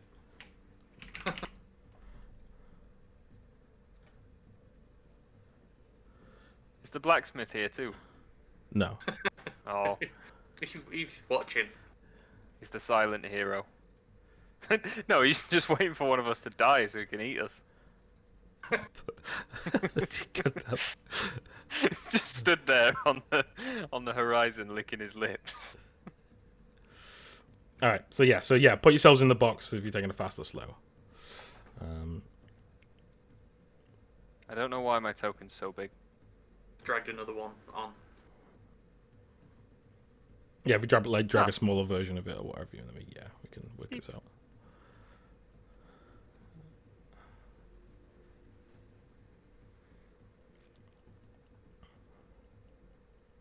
All right, fast turns. Yeah. So I believe all of you are taking a fast turn, right? No, I'm taking a slow turn. Okay. I'm gonna hit it. I'll put you in the slow one, and then who we're Thank you. missing? Henry. Yeah. Okay. You did it. Cool. Perfect. There we go. Very big boxes.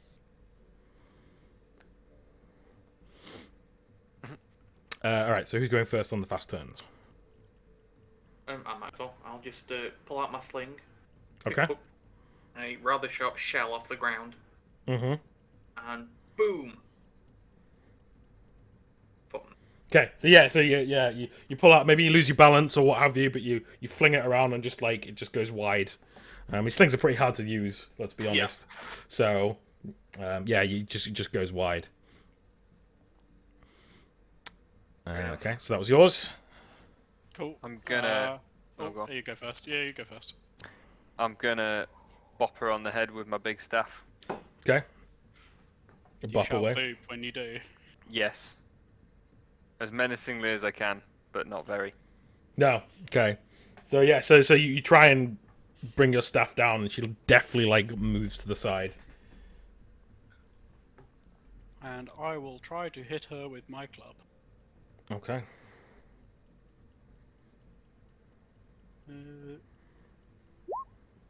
Okay. So nice. So as she moves to the side, you're angry, you're like bleeding from your chest. As she moves to the side, you're ready for her, and you bop her in the side of the head with this club. And she takes damage. Big damage as well. So you see this kind of black blood oozing from the side of her skull. All right, and then I'm going to take my fast turn because you guys have gone. To probably attack Henry again because you've just bopped her in the head. So as she Yay. holds her head with one hand, like like these kind of like silvery claws seem to like extend out further, and she goes to rake at you again, missing you. Nice. Unless your thing's 9. My what is 9? Your My defense. Yeah. No, is it my 10? defense is 10. Okay, cool. Oh, actually, let me check something real quick because I forgot. Just bear with me a moment.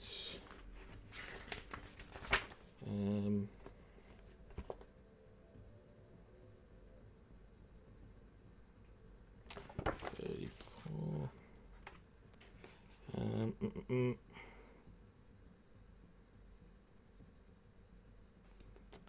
Because I can't remember if this one was. Oh no, yeah, sorry. This one is it's honor above this one. Yeah, I'm thinking about UVG. That's why. Yeah, it's honor above the hit. Yeah, that's fine. Yeah, so the claws miss, and now it is your turn, Beatrice. Cool. Beatrice is a little bit, freaked out by this beautiful lady thing. Mm-hmm. Not so beautiful anymore. No, not so beautiful anymore. She's going to Simp. scamper back over this way. Okay. And then I'm going to... Oh dear, no, cancel. That did a big error, so I'm not going to do that. And she's going to do the same as Martok, and she's going to... Sling. And also completely fail. Goes completely wide. As I said, slings are difficult to use. All right, cool. We've got end of the round, and then start of the turn again. So who's doing fast, who's doing slow? Same. Yeah, I'll stick. Okay. I've got some distance, so I guess I'll go fast. Yeah, so, yeah, that's fair. So all of you go, and then I will do mine. Okay, well, I'm doing the same thing. Okay, yeah. You're all too polite to, decide who goes first. Let's just all click at once. Yeah, I'm right. Well, Chris and Beatrice have gone. That's all you're doing, right? You're just, whacking. Yeah, just sling in both of us, Yeah. I think. Hacha. Nope. Okay, so the two slings, so that you both wind up the sling and fling it. And so we get that shot of so what Martox flies first, smacks it in the eye, it holds its eye, and then the other one from you, Beatrice, slings and whacks it in the head, and it goes splashes into the water and goes limp in the water in front of you, dead.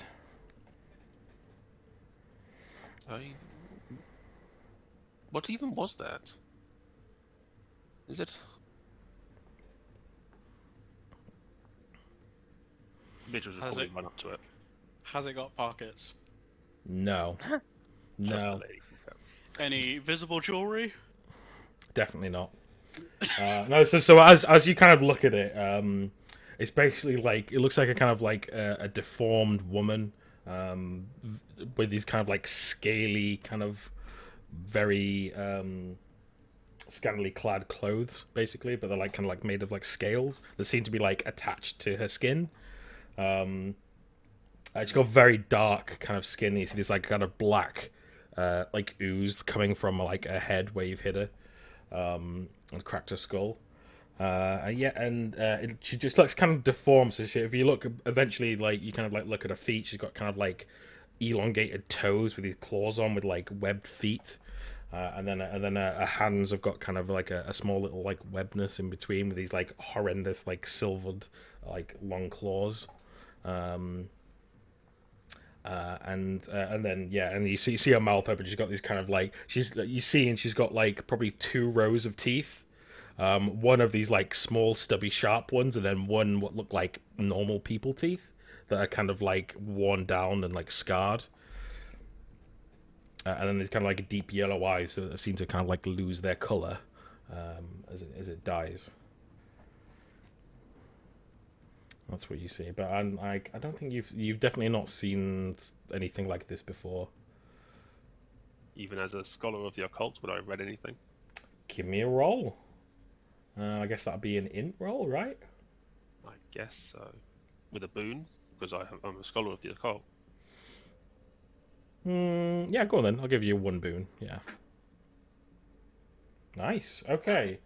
So this definitely matches like that of stories of sailors that go out of. They've heard these songs of sirens, luring men and women alike with their beautiful songs into the depths where they take them, embrace them, and drown them, and then eat them.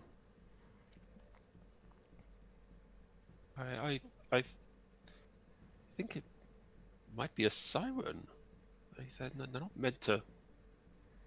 They're not meant to come into the shallows like this. I don't think. But I think I might have had enough of fishing for one day. We shouldn't leave her here. What do you propose we do with her? Do you think Smithson might buy her off us to eat? There's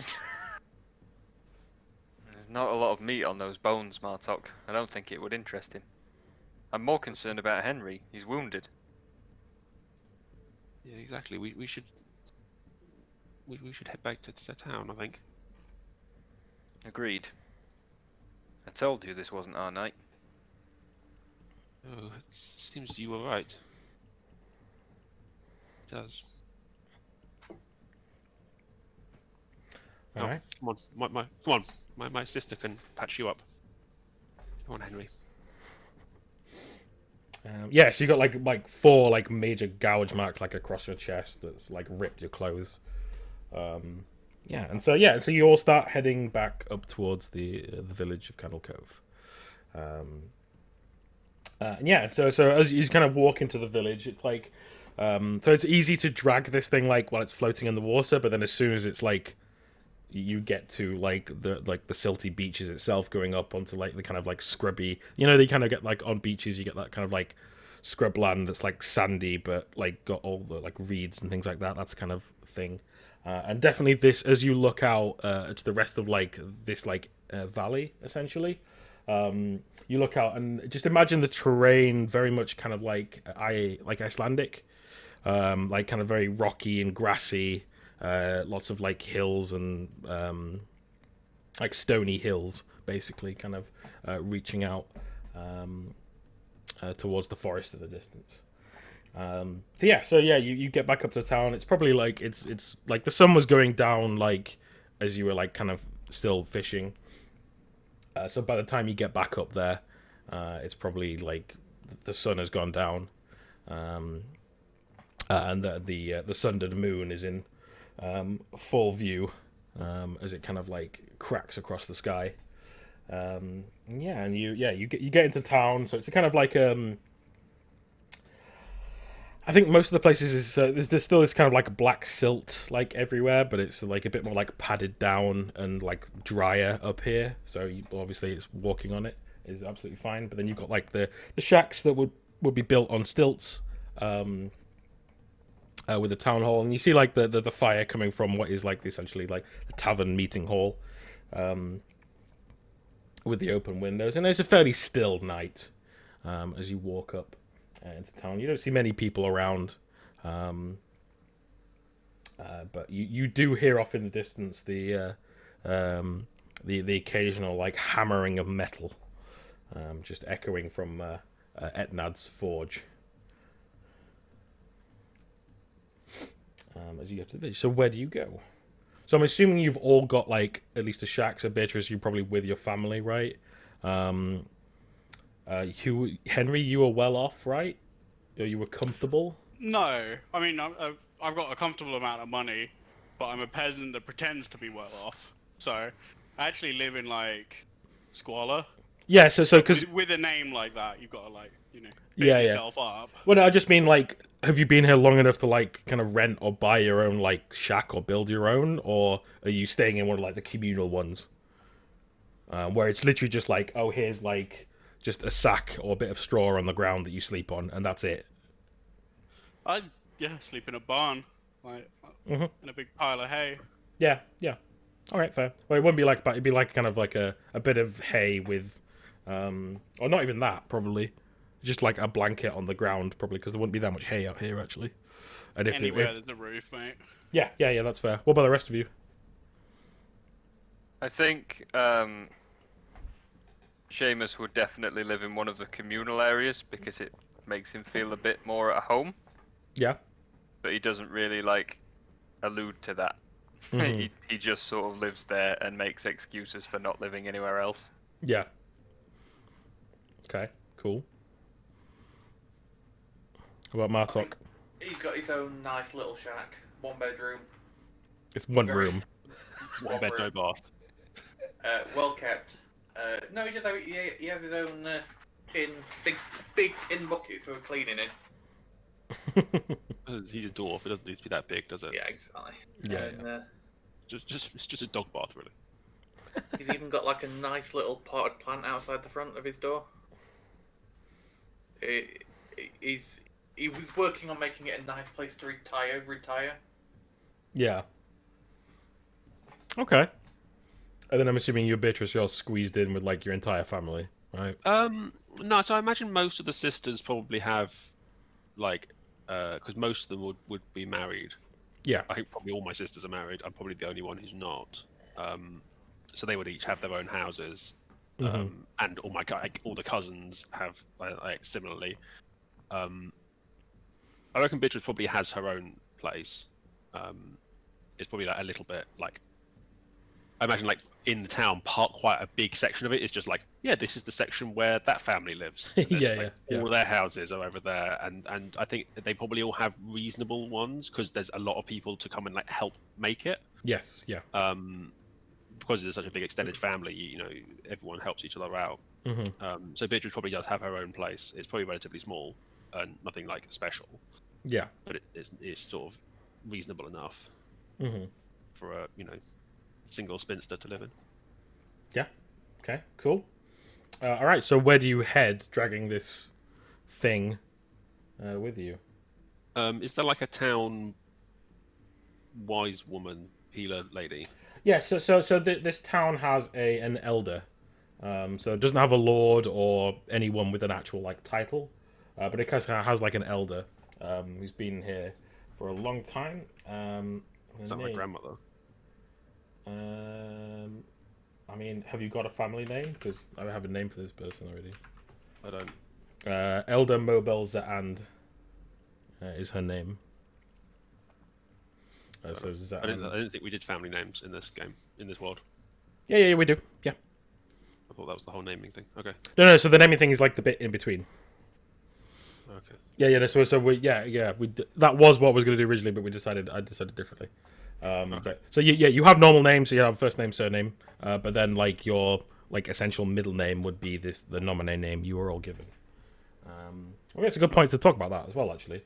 What it was the nominee name that you were all given, to do with what you're currently like doing, right? So for you, Henry, it'd be like something to do with the peasant or what have you. Martok, it might be part of potentially your like barbarism stuff in the past, or. Mine was actually Trapper. Okay. But got conscripted into the peasant army, so. Okay, cool. Make a note of this name as well, because it's important.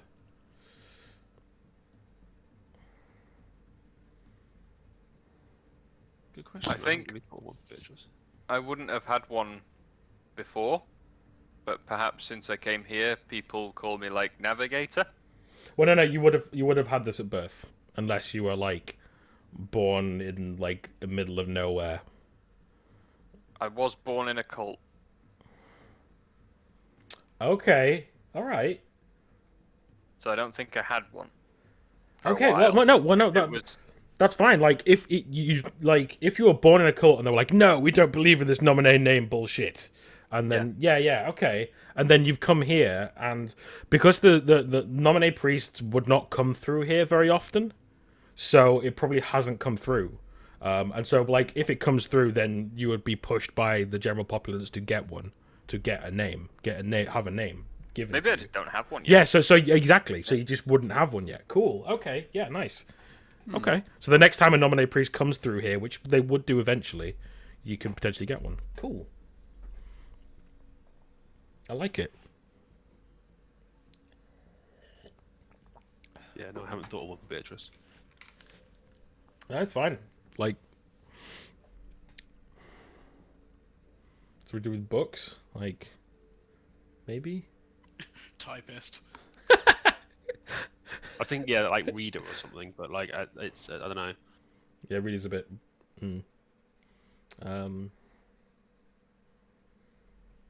Because you would never be given a name like scholar or anything like that. Yeah, exactly. That's too elaborate for your station. Beatrice Learned. Because, like, you know shit. Yeah. Because you're reading that. Beatrice the Wise. Or it could be something that it could be completely something that you're not, right? So it could be like Beatrice Mother, and that's Yeah. like that's all your name aspire to be, but you're trying to change that. Yeah, I'm like fuck that noise. Yeah, Yeah. but like it could be something like that. You could definitely be given a name that you don't want and you're not adhering to. Yeah. No, I'll have a think. Yeah, that's fine. Yeah. Well, do you want to take a quick break now because it is coming up on 8 and have a think? You can have a think as well, Chris. Yeah, quick break. Cool. Okay. Yeah. You know, Yeah. bit awkward. Yeah. Okay. Are we good to continue? Yeah. Okay. Yes. All right. We'll continue from here. Cool. So have you thought about your name yet? Oh shit, no, I completely didn't do that. I need a name because I was going to take over a stronghold or a keep. Yeah. I want something that's higher than my base is my name, than where I am now. If you know what I mean, like a name Yeah. that I wouldn't have because I've fallen. Oh, you've fallen below in your station. Okay, cool. Yeah. Would you have fallen below your station while you were like in service and stuff, or? Relatively recent change. Okay, yeah, then that's fine. Because if you were in service and you'd like fallen, you would have been sent to a priest to be renamed. I feel like it happened, and then I moved here like a couple of years. Yeah. Okay, cool. So you haven't had a chance to be renamed. So like you would probably be obligated to rename if the priest came through as well. But yeah, I don't know what it would be like. It might just be just something simple like soldier or. I don't know, something to that effect. Or what kind of weapon did you use? Point. Like a big two-handed axe, or like Martok Slinger. Like a slinger isn't a weapon of a highborn, you know. no. Have you got delusions of grandeur like I do? Probably not. Martok. High Tower. No. That's the guy from Police Academy that I watched the other day.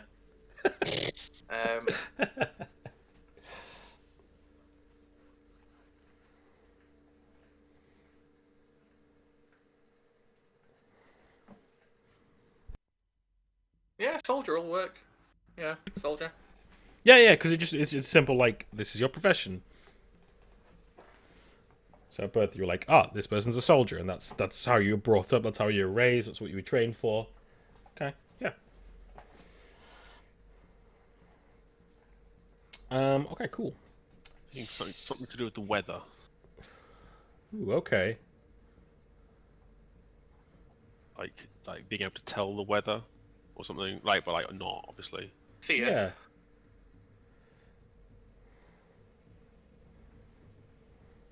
Like a weather keeper or something like that. Vane. Beatrice Weathervane. That was my birth ordained job, is to stand on someone's roof and just point into the wind. Yeah. Like, Frank, it's coming from over there. What, and your sister, the lighthouse, yeah? Yeah. Stands there exactly. with a torch on a cliff.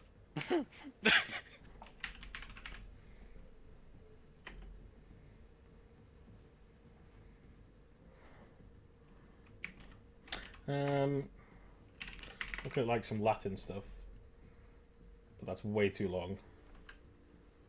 Like weather prediction in Latin, that's a lot. Tempstatum prestigiae. That's way too fancy. Yeah, that's way too fancy. Yeah. Beatrice Weather Channel.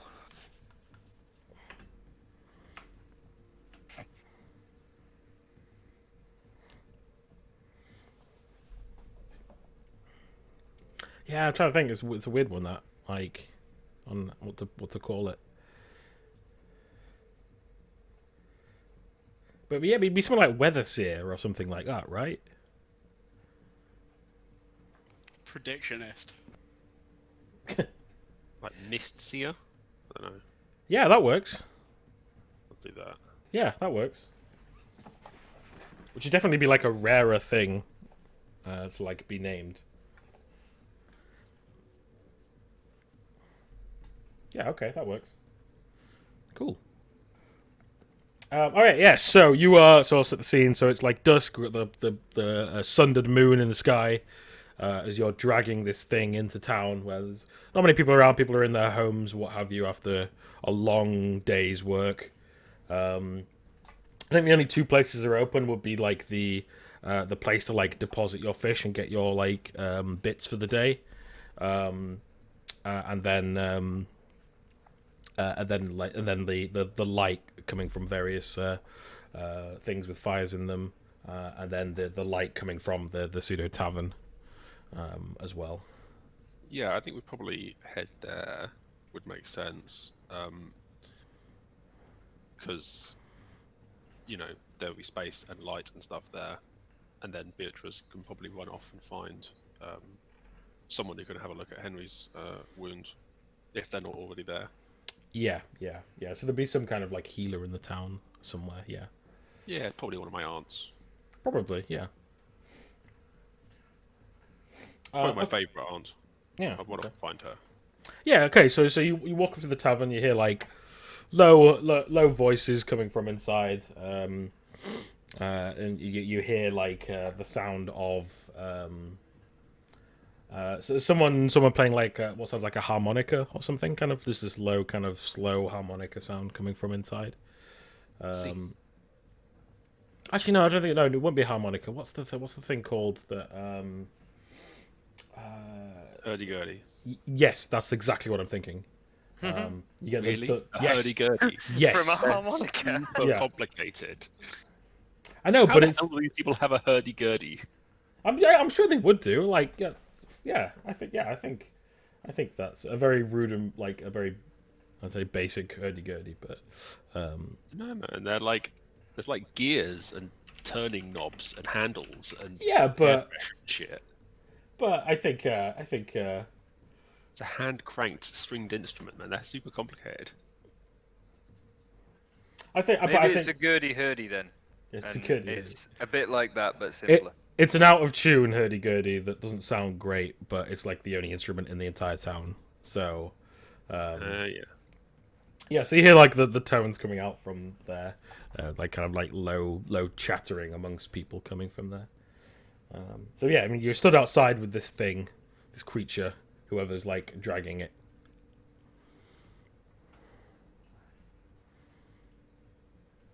So what do you do from there? Go inside, I guess. Or just Yes. with this creature? Yeah. Okay. I mean, did we? No, we've not got anything to like wrap it up in, have we? Is it like bleeding everywhere? Is it making a mess? It's probably stopped bleeding now because it was in this kind of like black like gunk from its head. It's like black blood.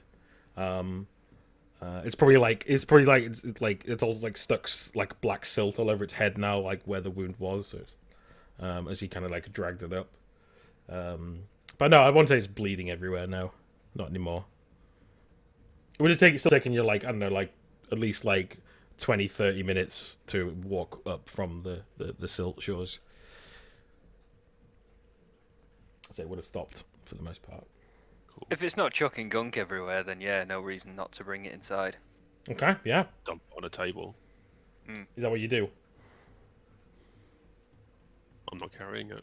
Who's carrying it? Probably Martok. I'm dragging it by a leg. Okay, yeah. Okay, yeah. So you swing open the doors, and then you walk in, dragging this thing, and then so there'd be in this place there'd be kind of like as I said, like a Witcher tavern, right? So kind of like would be like just a shitty wooden base that just seems to be kind of like wood laid on like the silt, just very roughly nailed together. And then like very rickety like chairs and stuff made of broken wood, and there'd probably be like a couple of like chairs that kind of carved out of, like large bits of driftwood, and that kind of stuff. And then there'd be some sort of like rudimentary bar in the far corner. And then on the other side of it, there'd be kind of like maybe like a slight raised platform, with a chair in it, that would be where the elder would sit to like give meetings or give decisions or what have you. It'd be just like a normal rudimentary like driftwood chair, like with like some kind of skin draped over it. But yeah, I think as you walk in, like a couple of people sat closest to the door, like just look round casually, and then they do like a second glance, and then they all like stand up and like move away as you kind of like Martok, you kind of step in and like dump this thing on the ground. It like goes to the ground with a thud, as you kind of like pull it in. And then there's probably about I don't know, not super many people, maybe 6 or 7 people in here, including the person stood behind the bar. And you kind of dump this thing on the ground. Everyone looks at you, and everything goes quiet. The hurdy-gurdy goes, comes to a stop, as they all look at you. Does anybody say anything? What's the name of the barkeep? Let's give him a name.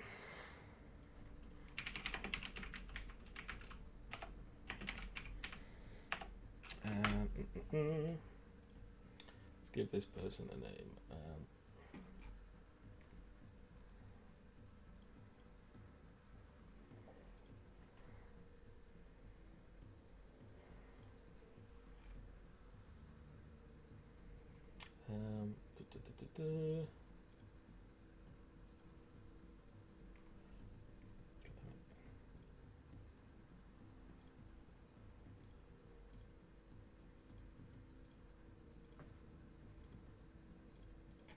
Is this? Sorry, I lost the fucking generator I was using before.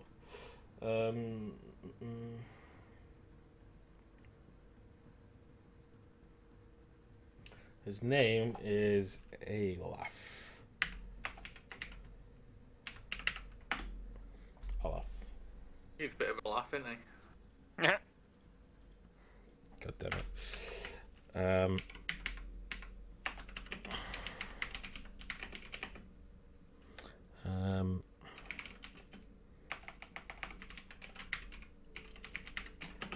So he's not necessarily like the tavern owner or anything. He's like the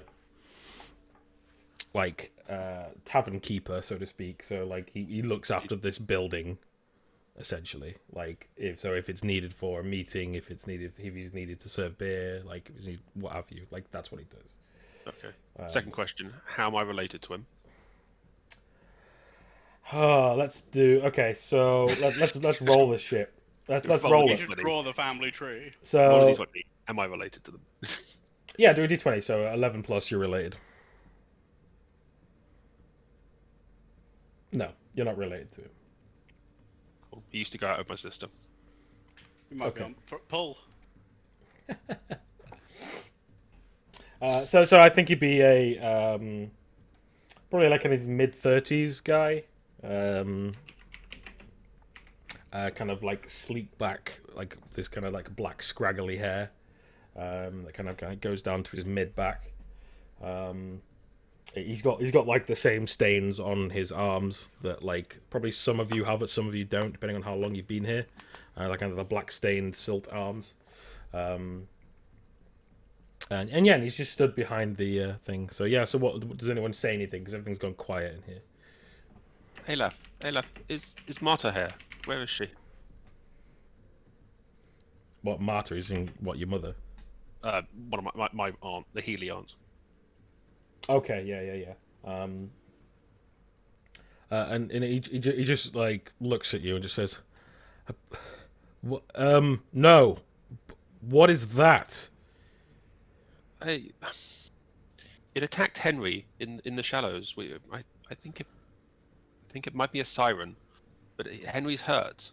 While this is all going on, I'm just bleeding all over the floor. Yeah. And he goes, "Of course," and he just like gestures to like a couple of the guys in the bar, like help him. So like maybe two people come up to you and like grab you under the arms and like just like take the weight of you, Henry, and like sit you down in the corner, and then like one of them like runs off to go get the healer. And I think the rest of the people are like with their kind of like shitty ales in hand, like walk around and stand around this thing and like kick it and like poke it and be like, yeah, just kind of just generally like chitter chatter to themselves about it.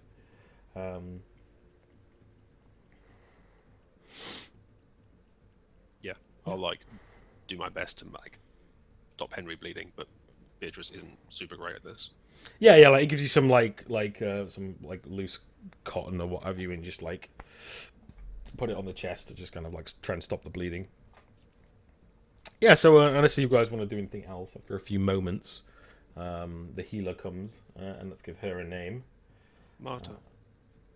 Are we calling her? Is she going to be related to you? Which is fine. Yeah, she's my aunt. Okay, yeah. All the important people in town are related. Yeah. Make a note of this. This is going to be really difficult for me when everyone in town dies in the apocalypse. Must be a little bit of inbreeding going on there. No, it's cool. Then, like, not everyone I'm related to is in this town. Like, it's fine. No, I not think every... the next generation might be inbred. We're at that level. Yeah, no, it's cool. Yeah. There can't be that much inbreeding. Like, almost like quite a lot of the people I'm related to are women. So like, it's the female line runs pretty strong. Yeah, that's fair. Right, let me just check something. Page 40.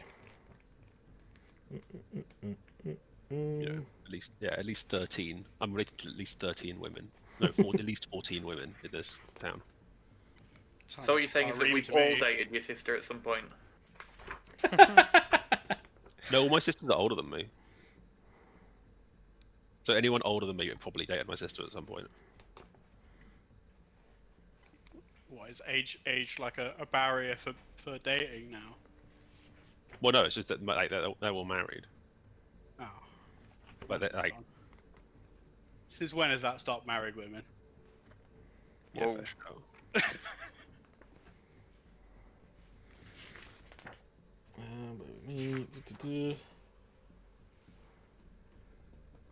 Why is this not okay? Anyway, yeah. Okay. So Marta comes in. I made a note of her. Well, describe her for us, Lou. What does she look like? She's probably sort of an older woman,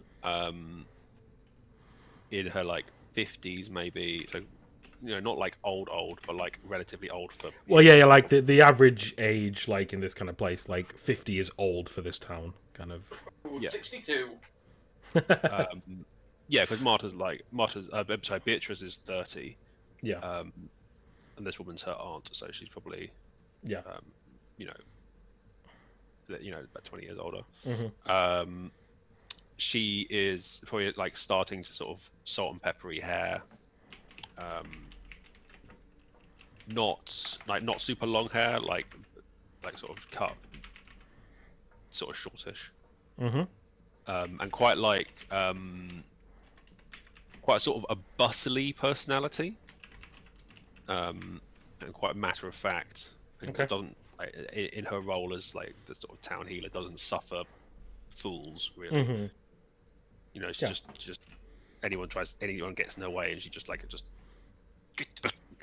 just yeah. like she probably delivered them. So like Yeah, just like, exactly. fuck Yeah, off. yeah. So I think she's walking. She's walking in, and you just hear her say, "Get off me! I can walk myself." And she's just like the person who's gone to get her is like trying to help her, like carry her things and stuff, and she's just refusing and just like shooing away this person. That sounds right. Yeah. And so she bustles in. So everyone stood like the entranceway around this thing. And then and she walks in and goes, well, move out the way, someone's injured. Oh god, what is and then she just kind of like glances over the thing on the floor, and then walks towards you, Henry, sat there, and she goes, she eyes you, Beatrice, and just gives you like a look of like, and she just says, what have you done now? I didn't do this. Likely story. And then she looks down and she goes, right, the hell happened to you? And she just walks up to you and like pulls off like the cloth that's on you, Henry, and it probably hurts. She's very rough about it. And she's like, oh, I've got yourself into a scrape. Beatrice should have been watching out for you at least. She's smarter than this. She like glances over her shoulder. And I think she looks up at you, Marto, because you'd be there.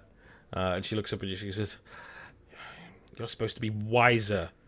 You're supposed to look after her. Look after him, sorry. Grab the siren by the leg and just lift it up and point, as if, what am I meant to do against this? You know, like... She just sneers at you and says, well, you've seen more of the world than most here, so... I don't know. Shut up. I need to help Henry here. Even before you say anything. And she starts like pulling out some like poultices and putting some like poultices stuff on like your chest and like bandaging you up and what have you. Fortunately, bar the rules, it doesn't heal you for anything. But it's like at least I'm not bleeding out anymore. Yeah, you're not bleeding out or anything. You're stationary, what have you. It hurts. Yeah, it still hurts, but yeah. Cool. All right. So it does that, and then maybe like there's a round of like this kind of shitty mead that kind of comes around, because I don't think there'd be much else in terms of ale or anything like that, or whiskey. There'd be nothing of that kind of stuff. It'd be some alcoholic stuff that's quite tasteless and potent. That's not great. That'd be passed around to all of you. And I think once she's done, she's like, right, so I need to go deal with something else, but keep out of trouble, will you, at least? For at least a few more hours? And looks at you, Beatrice. Yes, Auntie, I promise. Good, and I'll tell him I'll come change it in the morning. Like, points in Henry's general direction. I can hear you. I'll tell him, Auntie. Yeah. She just when you say that, she just looks at you and just gives you like a sneer, like, and then she steps away and steps over the siren body on the floor and just looks at it and goes, oh, God, and then just steps out and walks across town. So hands out some stuff for all of you, and then Olaf says, do you mind moving that thing out of here? It's starting to ooze onto my floor.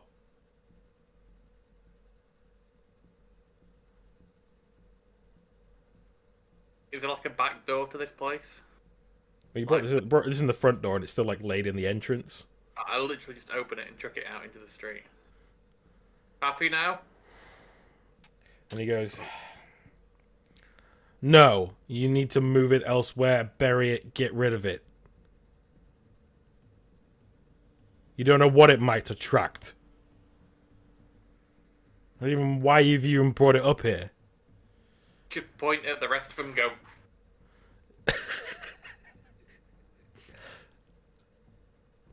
Well, don't look at me. I just wanted to make sure Henry was alright. Thanks, babe. Although, I suppose a burial wouldn't be a terrible idea. Who knows? There could be anything else out there. We should be quick as well. The sun's going down. Seamus finishes his drink and goes to find a shovel. Yeah, I think as you kind of say that, there could be other stuff out there. You hear a deep voice coming from outside, just like looking in, saying, "I think burying it should be a good idea." And you see the hulking figure that is Etnad, walking towards you without the sunglasses. Oh, Bullshit. Yeah, 100%. During the day he has them on. It's just it's dark now. Yeah. So he stood there and he's kind of like what would it be? So like There we kind go. That's better. it's kind of like long, like dark green tunic, like stained like black in places, and like got like burn marks and things in it. He's got like a kind of like a leather like pinny on him. He's got like scruffy grey beard, older looking, probably like in. I don't know if you know how old he is. You think he looks older than he is, but then he might be older than he actually looks. You're not really sure. And then around his belt, he's got like a kind of like a big like leather tool belt with like various tongs and like a hammer and stuff, just like resting around like just below his gut that kind of like hangs out. And he looks down at it, looks down at this thing just outside, just like basically stood just in the door. As he said this, as you're like getting up to go out, and he goes, "You can borrow one of my shovels. Burying a siren is probably a good idea. We need to bury it further away from camp. I'll help. Follow." He wants to know where we're burying it so we can dig it up later and eat it. probably. But hey, solves our problem either way. I'm not here to judge. Yeah, Beatrice will come and help, but actually not be much help at all.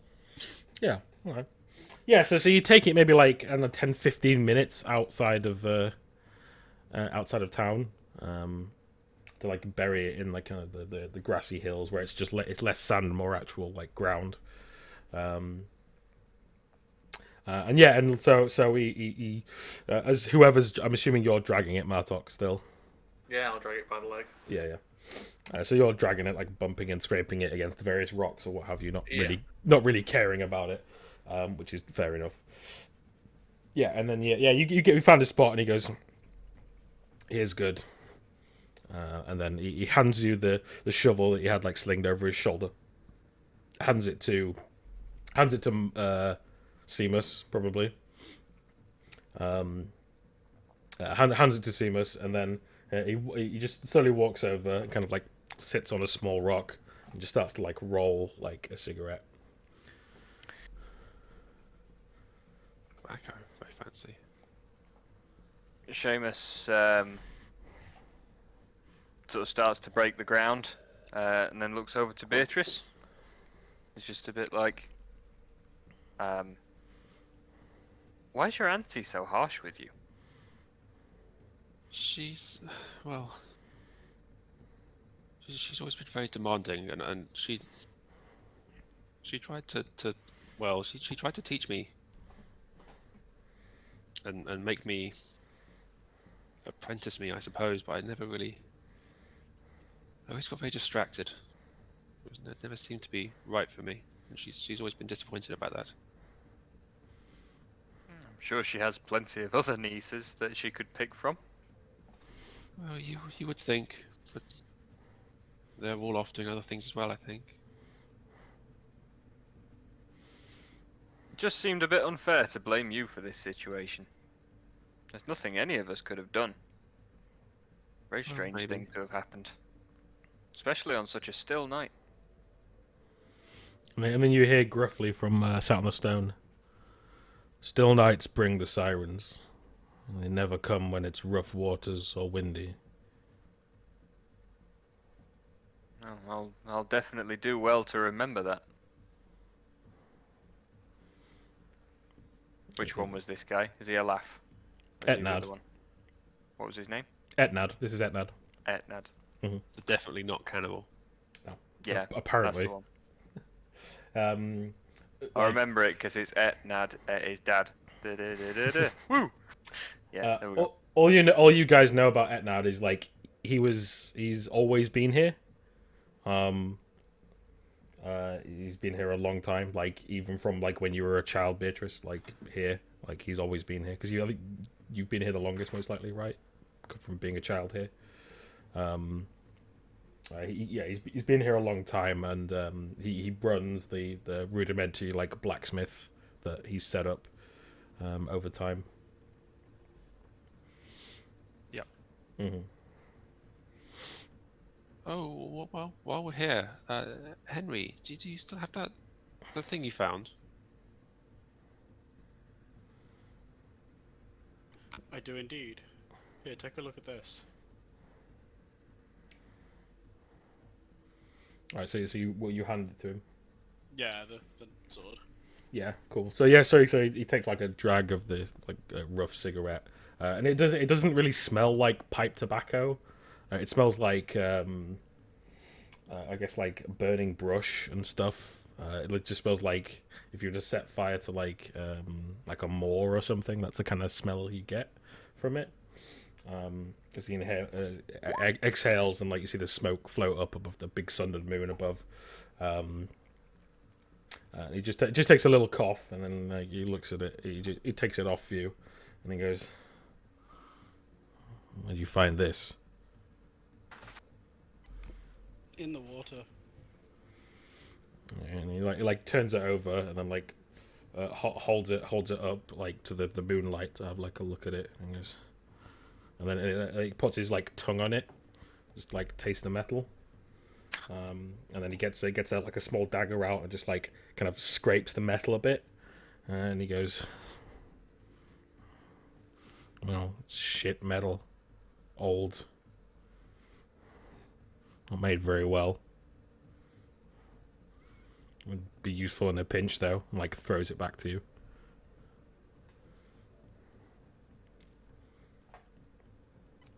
I'll keep hold of it. Maybe one day we can get it cleaned up. Clean it up for you. It's gonna cost. I'm not sure it's worth it at this point. Yeah, he looks at you, Seamus, like digging away, and he's like, "I'll take all night, please." You don't have to wait here. I know you've had a long day. Heard you hammering from down at the beach. I'll return your shovel. Don't worry. I'd rather see this done. Don't worry about long days. All the days are long, and they seem to be getting longer.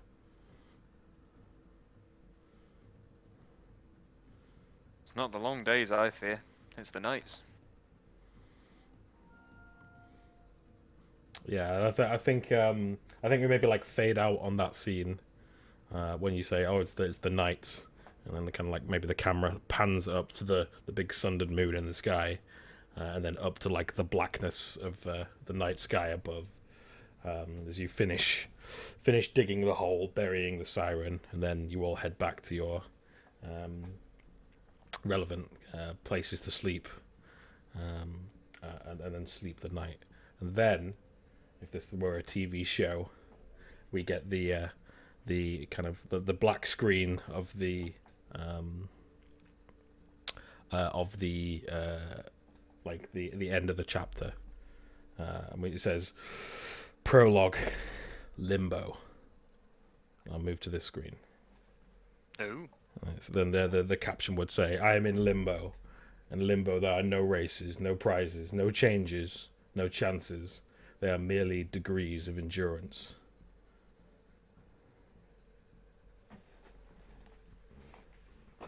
And that would be the end of the prologue. So... Still shorter than Cyberpunk. Oh, too soon.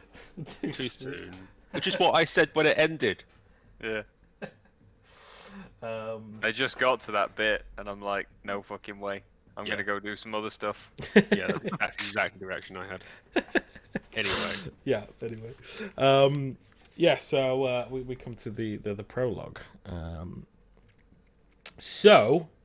Now, and so then the this is what would happen. So this is how we're potentially going to like do the leveling stuff. So you will all be kind of basically leveling to level 1 now, and then we can start there. We might end might end slightly bit earlier today because I got through this a bit faster than I thought, but I didn't know kind of how fast it would go, which is fine. We can do the kind of leveling up stuff now, ready for next time. For chapter 1, and I promise you the chapters will be longer. So this is just the prologue, like intro bit, just to get everybody kind of settled with everything and do that section. So how are you guys wanting to level? So like, because there's basically, you pick a novice path, right? Let me find them in here. So there's So I rolled mine already, yes, yeah. which you know. Yeah, so you can, as I said before, like you can either randomly roll every time you level, like they get, so there's 4 novice paths, and then at level 4 there's a master path, and then an expert path, like, or an expert, then an expert, then a master. Yeah. Expert, I believe there is 16 of them in base, and then master paths is like 90, so you can specialize very much so. But then if you're choosing magic stuff, then you could there's like 16 different schools of magic that you can choose every time you grab like a thing. So the novice path, there's obviously the magician path, there's the priest, there's the rogue, and there's the fighter. So those are the base paths you are choosing now. If you want to spread it all across all 4 of you, or if not, it's completely up to you. If you want to roll it, that's completely fine. 30 magic traditions. There you go. Yeah, there's a lot of different schools because you pick just in the base book. Yeah, There are more governments. Yeah, we'll just be using the base stuff for now, and then expand later as we can get more Delta stuff. But yes. So during this kind of like leveling process, like time will have passed, like potentially like a couple of weeks will have passed, like since then. And then you can describe like how, if you become a magician or whatever, you can describe kind of how you came across this, and we can kind of build up a story on your characters on how you want to do this. So we'll go through them one by one, so we kind of get the idea of kind of what's happening with stuff. So I know you, Lou, already know what you're doing, right? Yeah, I do. You're a magician. Yeah, so I rolled it, and I was sort of hoping I didn't get this, but I rolled magician. No, that's fine. A magician in the books. I wonder where I've heard that before. Yeah, I know, Jesus. Yeah, that's true. I'm trying not to give her a stutter as well, because then that would be too similar. And I'm definitely...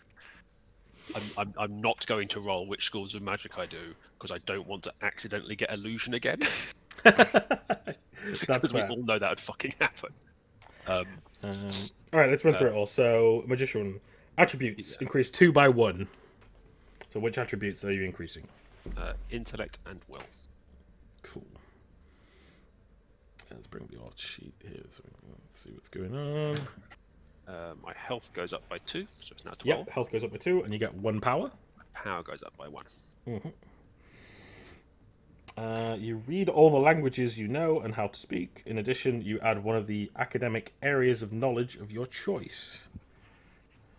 So I was going to be a little loose with that, and Okay. I was going to say that I would pick like herbalism or healing or something, because I think the way in which I get this, or partly the way in which I get this, is I go back to Marta and I take her up on her apprenticeship. Ah, okay, cool. Yeah. And whether or not, and she's like, not like a proper magician-y witchy person, but she's like a little bit of a hedge herbalism sort of thing. Yeah, definitely. Yeah. And then coupling that with getting like reading books and maybe getting a new book from someone who passes through or something, and being the 7th daughter of a 7th daughter, there's just like innate magic. Okay, yeah, that's right. Yeah. Like a confluence of like a whole bunch of things. Yeah, that's cool. So, well, maybe it's something that you know about, like, Oh no, wait, no, hang on, that's a different thing. No, ignore me. Yeah, no, that all sounds cool. That all sounds really cool. Yeah. So yeah, you discover one tradition. So which tradition are you looking to get? I'm still working that out. Okay. 'cause Yeah. I know there's definitely one that I want to eventually have, but I don't think I want to pick it now. So that you discover one tradition, then make 3 choices. For each choice, you either discover another tradition or learn a spell from that tradition you have discovered. Yeah. So you basically pick one tradition and learn 3 spells from it, or like pick 2 traditions and learn like 1 from each.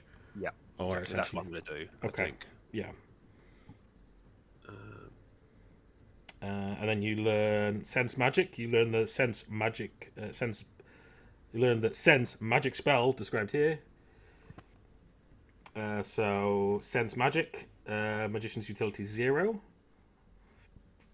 But you can only cast a certain amount of 0 spells per day, right? If I remember. Yeah, you get X many castings per spell. You know, I can't remember exactly. There's a table in here. Yeah. It's 2 0 level and 1 first level. Yeah. Per for each one. rest. Yes. Cool.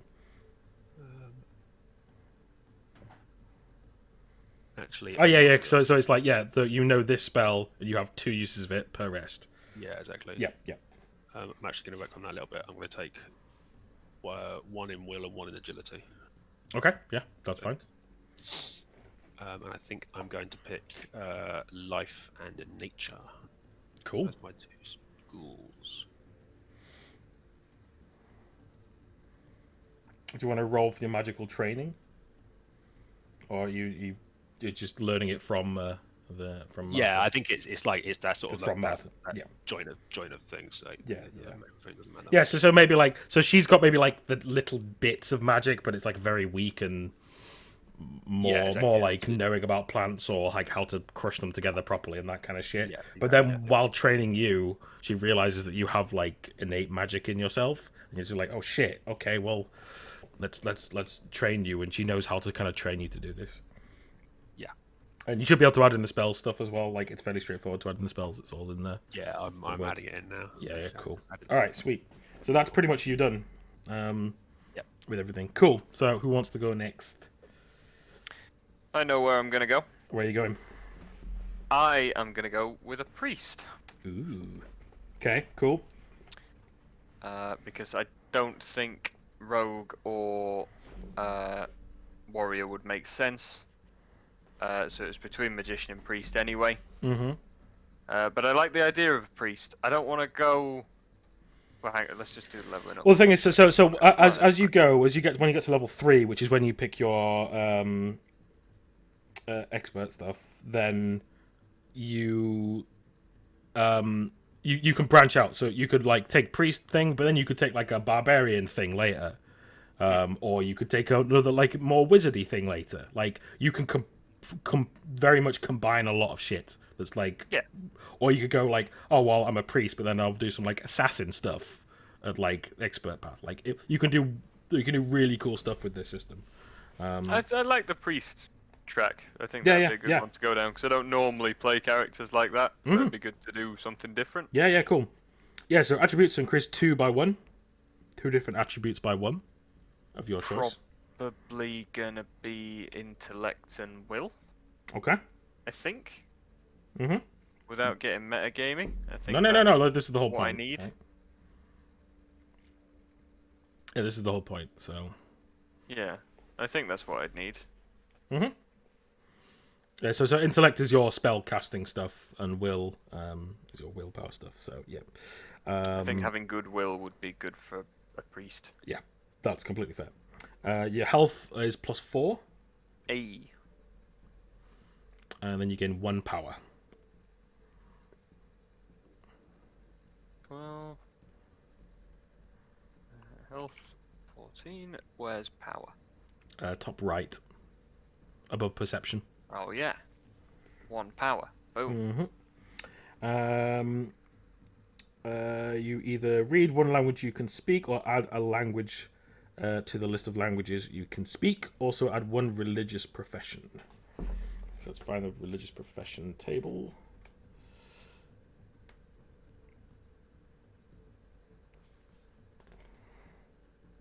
So roll me a d20 for the religious profession, unless you want to pick it.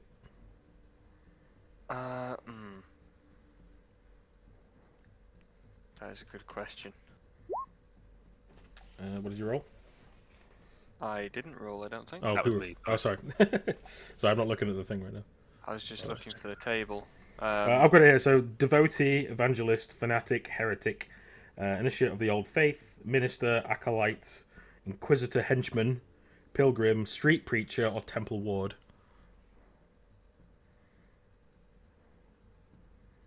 Let's roll it, I'll just make it work.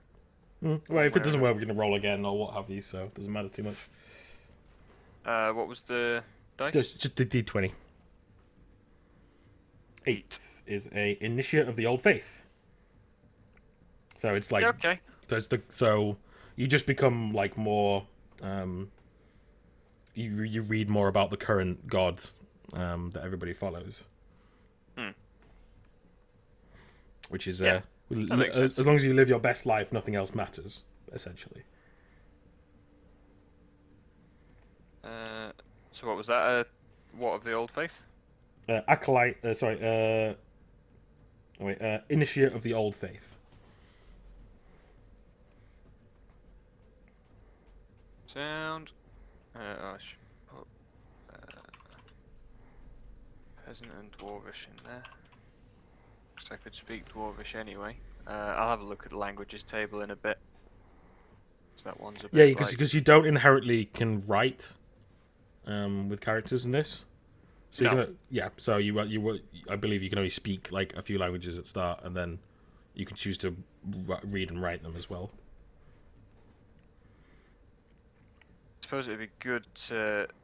So I wouldn't be able to read common No, at the moment. no. Right, I'll pick to read common then, because otherwise it wouldn't make Okay, sense that cool. I'd have learned about this thing. Yeah, so common is peasant in this, but yes. Yeah. Cool. Magic. Yep, you just go one tradition associated with a religion. See religious traditions. Then make 2 choices for each choice. Then discover a tradition associated with a religion, or learn a spell from the tradition you've discovered. So where are the traditions? They're just to the right on that same So, page. Cult of the New God, Dwarven Ancestors, Old Faith, and Witchcraft. So I get to. So well, yeah. This is kind of up to you. This is kind of more free, really. It's up to you. Like Old Faith would make the most sense, but it's completely kind of up to you. Like if you want to pull from like your culty background and take the Cult of the New God kind of one, that makes sense. The Old Faith one just makes sense because that will be the Old Faith in this context. Witchcraft is obviously more of the kind of darker sides of the god, because a god, the god that currently exists is that people worship, is both a maleficus and a saint at the same time, and he's worshipped as such. So he's worshipped as a saint and an evildoer. I have an idea that I don't want to go too in depth with right now because fine. I think it'll be cool to develop. Yeah, that's fine. So trust me on it. Yeah, And I'll talk to you about it another time. that's fine. But I'd like to go with witchcraft. Cool. Burn it. Okay, so how this works with the magic choices, right? So when you choose a tradition, which will be curse, enhancement, or life, one of the 3.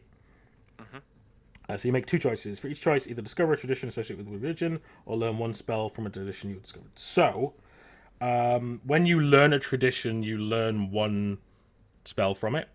Up to your part. You learn a cantrip from it. Yeah, you learn a level 0 spell from it when you pick it.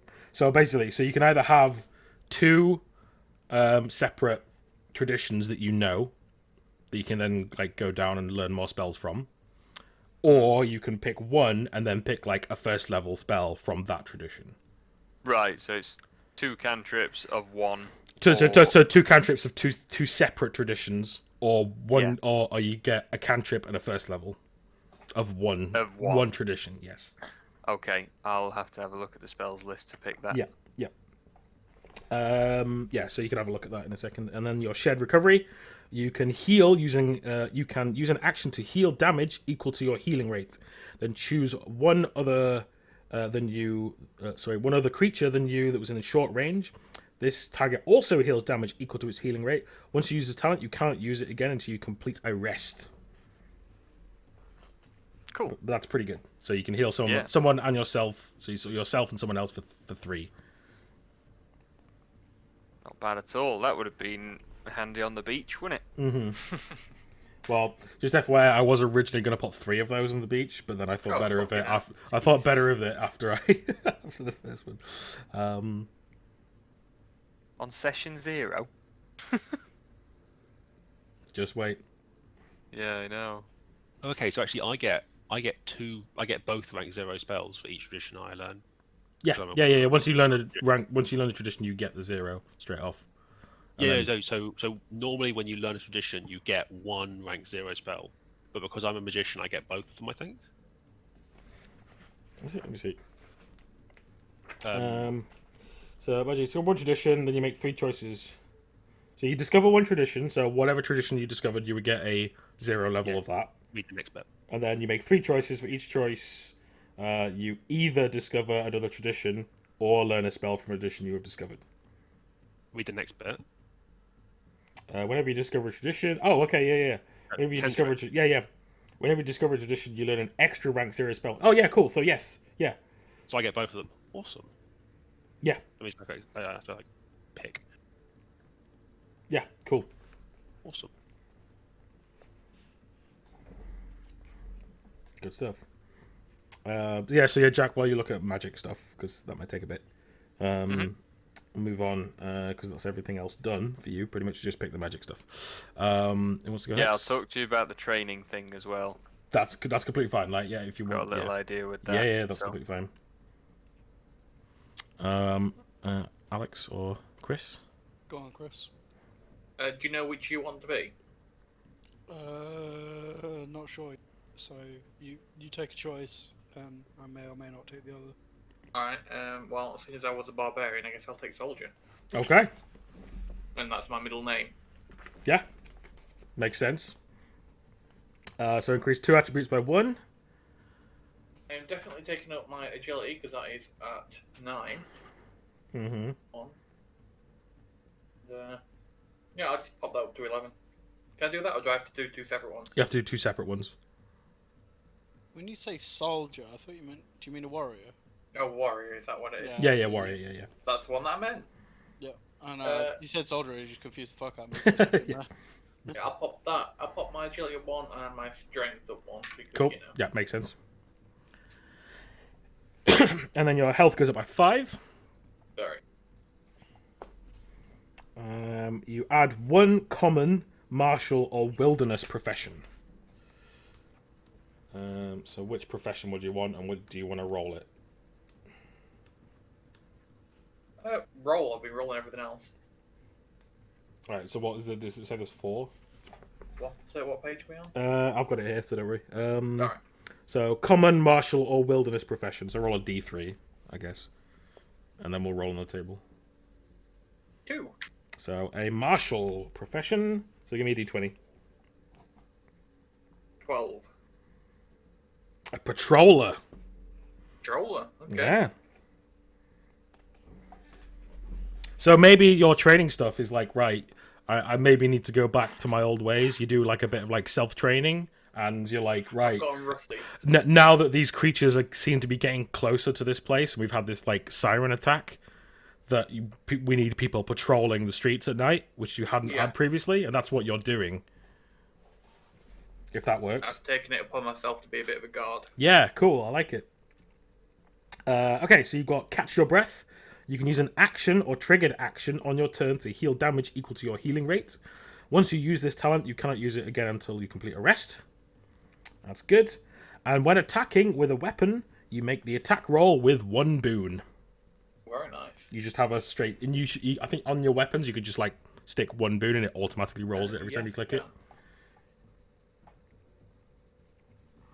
I would like a proper weapon if I'm going to be doing this. units though, because I have a sling and a dagger. Yeah. Like if you want something to be like bought like within the common stuff, if you want weapons or potentially like some basic armor that you can afford. I do have a pretty trashy longsword that you might like. Yeah, I'll take that and get that. Yeah, so I say that he could like fix up the longsword for like half the cost of like a normal one. So let's have a look what the cost of a normal one is.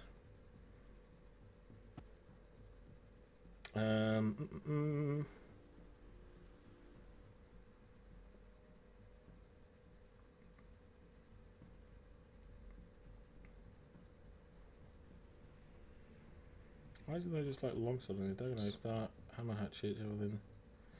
Strike, blowgun, crossbow, pistol, sling, small shield.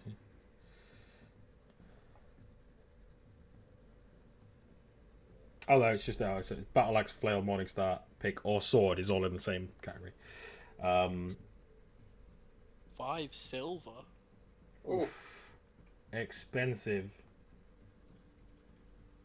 Yeah, Jesus. Yeah, so maybe you don't have enough for that. But like anything else you could buy, you could. What are these rarities? So that'd be two silver, 5 copper. Yeah, I don't even have 5 fucking copies. No, I don't think you have that between all of you yet. I'm assuming these availabilities are common, uncommon, and rare, right? What for the There's an weapons? E. Yeah, availability is UCRE. Yes, yeah. So what's the E then? Uh, Elusive? probably I mean, it's only the pistol and the rifle that have got an E on them, so I'm assuming it's like engineering. Like I don't know. It doesn't say on this thing that I've got here. No. But yeah, that you definitely will not be able to get a pistol here. No Oh, fucking please. Oh god, not this again. way. It's again. Yacht 2.0.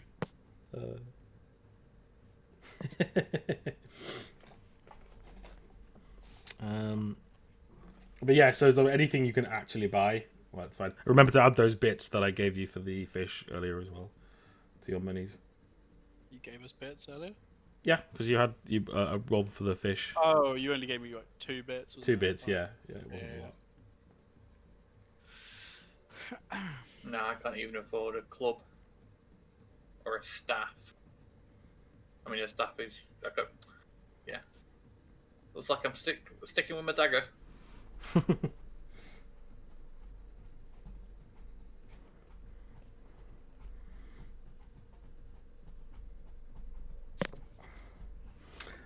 Cool. So yeah, but that's everything. You just get the weapon training, the extra boon with attack rolls, which is still pretty good, and then the action to heal.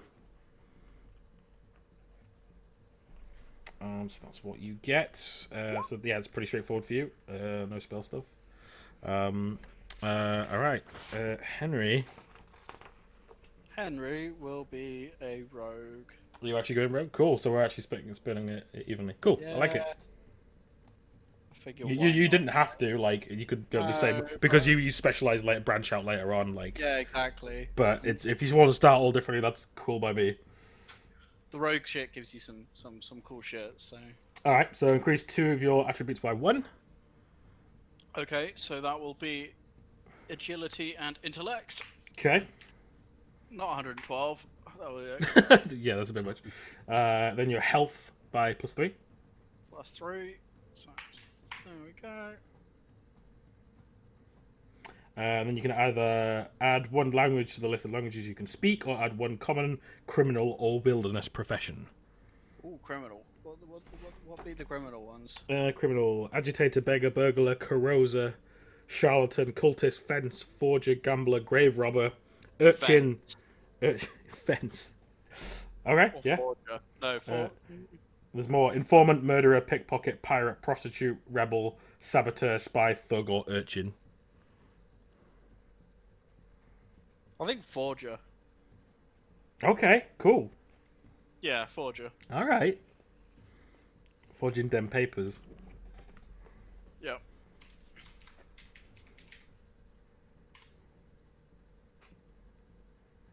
Cool. All right. And then nimble recovery, you can use an action to heal damage equal to your healing rate, and then move up to half your speed without triggering free attacks. Once you use this talent, you cannot use it again until you complete a rest, which is pretty cool. And then, TFO card. yep. Nice. And then trickery, once per round, you can make an attack roll or challenge roll with 1 boon. If you attack with 1 boon from this talent, your attacks deal 1d6 extra damage. Nice. Cool. Where do you put these on the equipment and talents? Talents is probably where he goes, right? Yes, these would be talents, yeah. Cool. And yeah, so level 3 will be the next choice stuff, essentially. All right, I want to know about this. So that's everything. That's what you get. So for now. So what about Magic Boys? What are you going for? I am still picking, to be honest. Yeah. There's a lot to choose from. Lots of different options. We should have the 3 options of the other thing you were choosing, right? Yeah. Yeah, I've only just found where they are in the book. yeah, there's a lot in them. Yeah, so what curse enhancement of life? Let's look.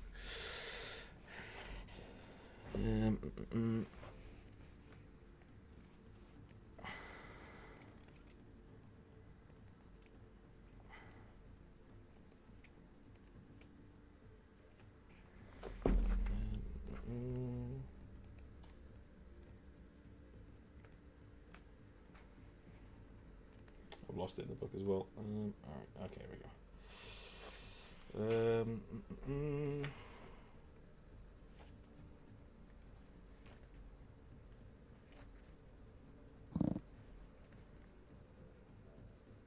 Interesting that it puts the name in there every time, but whatever. Okay. So life is obviously the healing stuff.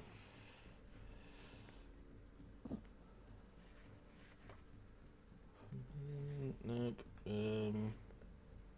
Enhancement. So is this the novice training? Yes, this is the novice path that you take. Yeah. Okay. Yeah. And so yeah, you gain stuff on the novice path at level 1, 2, 5, 8. And then once you get to 3, like that goes like 3, 7, 9. Or something like that. And then the master path is at 9 you pick it? Yeah. Makes sense. Level 8. Yeah, Level Master 8, is Master 8. Rogue. Yeah. Yeah, master. Okay, master is 8. Okay. So that'll Oh, be guys, we all forgot to clap. Well, it's 7 and 10. Are we clapping again? Apparently. Are we clapping again? Oh, I didn't hear shit. Although clapping the first time was, spontaneous. It wasn't The organized. actual first time. Yeah. The yeah. one time. And then after that, it was all a PR stunt. And we don't need to pay him anymore. We're clapping for him. Yeah. Chloe came home the other day from a long day of working in a hospital and was like, man, I really wish these claps went into my fucking bank account. How many claps for a loaf of bread? Right? Okay, so just as a note, Jack, if you Hello. take curse as one of the traditions, you will gain 1 corruption. Oh. Well, that's put me off. That's exactly what I was going to do. Can I don't cursey wanna- priest. The I hell don't think I want a corruption. evil priest. As well, each time you learn a spell from a dark magic tradition, roll a d6. If the number is less than the total number of dark magic spells you have learned, gain 1 corruption. What does corruption do? Okay, so hang on.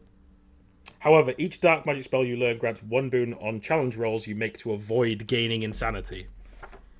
Huh? So there are bonuses to it. But hang on, let me bring up my sheet thing here. Corruption. So let me Let me find the corruption thing in here, and then I'll read you about it. Where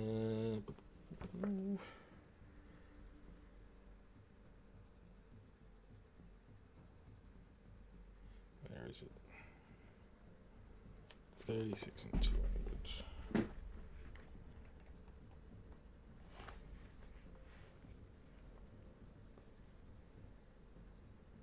Okay, 36, let's check what's in here. The corruption. So basically, evil leaves a stain on the mortal soul that can be removed only by the devil's haunting hell's depths. These warped fairies feed on darkness that burdens immortal essence. Most people believe evil actions have spiritual consequences, though many don't care. Player characters have corruption score to reflect the evil that they commit. The more corrupt the character becomes, the greater taint of evil on his or her soul until it is consigned to hell. But that's different as well. So yes, corruption once gained is hard to lose. Powerful magic can cleanse the soul that is only lightly stained, though such magic is rare and hard to come by. Okay. So let's have a look.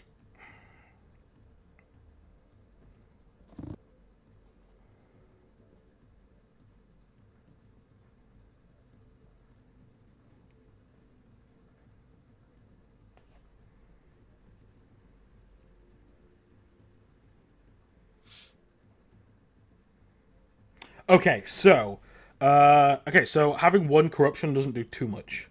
It's just if it goes higher. So basically, if you would gain a corruption, you would roll a d20.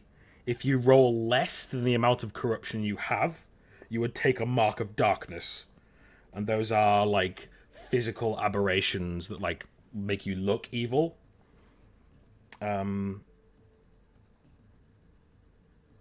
And if you gain the same one, you gain some more insanity and stuff. But on a corruption score of 0 to 3, there is no like actual effect unless you roll a 1 on the d20. So you've got a 5% chance of getting a mark of darkness if you take the curse stuff, essentially. Yeah, let's do it. All right. All right. So you gain 1 corruption. Roll me a d20. Anything above a 1. Literally anything above a 1. Why did you have to say it though? One. If he gets a 1, no, that'd be great. Oh my No, Oh, D1. no, that was a D1. I got excited. Damn it! I hate you. God damn it. Okay, you're fine. You're fine. So you have one. So I hate you so much. Add 1 corruption. So yes.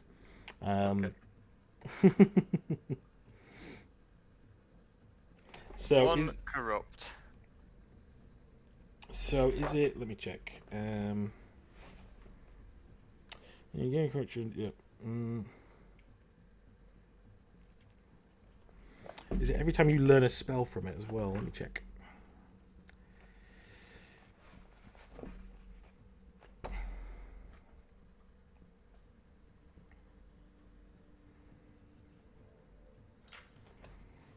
Yeah.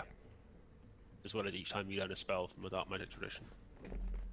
Okay, yeah. So if you decide to go like, because you had 2 other options after that, right? Yeah. So you gain a corruption each time you discover a dark magic tradition, as well each time you learn a spell. From a dark magic tradition, roll d6.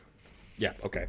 Yeah. So if you decided to learn, to like, because you got 2 things right on the priest. I was just going with curse, but that is 2 spells. So would I have to roll it twice? Yes. God damn. So you gain 2 corruption, right? Yeah, you only get the corruption the first time. Oh, do you? Yeah.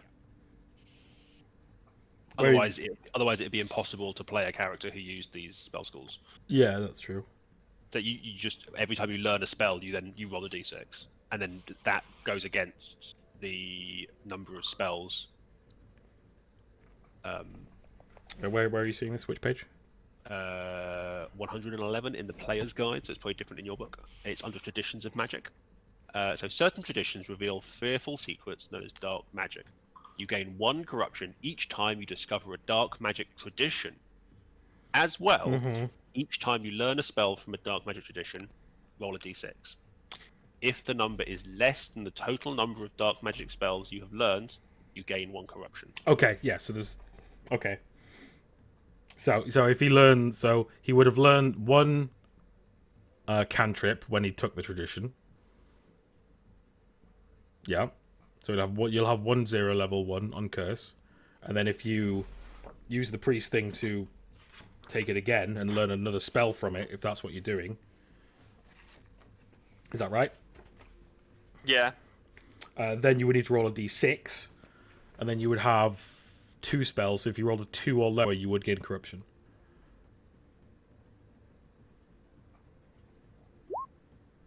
Okay, you're fine. So you don't gain any corruption. Go team. And then were you doing it again? Were you taking another spell from it as well? No, I can only take the cantrip in the first level, can't I think. Let me check. What the wording is 1 tradition. If you do 1 tradition, you get the cantrip and the spell. But if then you make 2 traditions, you just get the cantrip from each one. For each choice. That's what I read it as. All right. So your main thing was you discovered the cursed tradition. That was your main thing that you did, and then you can make 2 choices for each choice. Either discover another tradition, or learn a spell from the tradition you have already discovered. So yeah, so I've got the cantrip from learning the tradition, yes, and I'm also taking the level 1 spell from that tradition. Yes, but you can do another one as well if you want. Yeah. Oh really? Yep. Yes. Yeah. When you learn a tradition, you automatically get a cantrip from it. Yes. So you learned the tradition, got the cantrip, and then you can either take another like first level spell or another cantrip from that school, or do it twice, or take another tradition, essentially, or take 2 other traditions if you wanted to. So you could be like, right, you could just take enhancement and life and learn a cantrip from both. If you wanted to spread it out.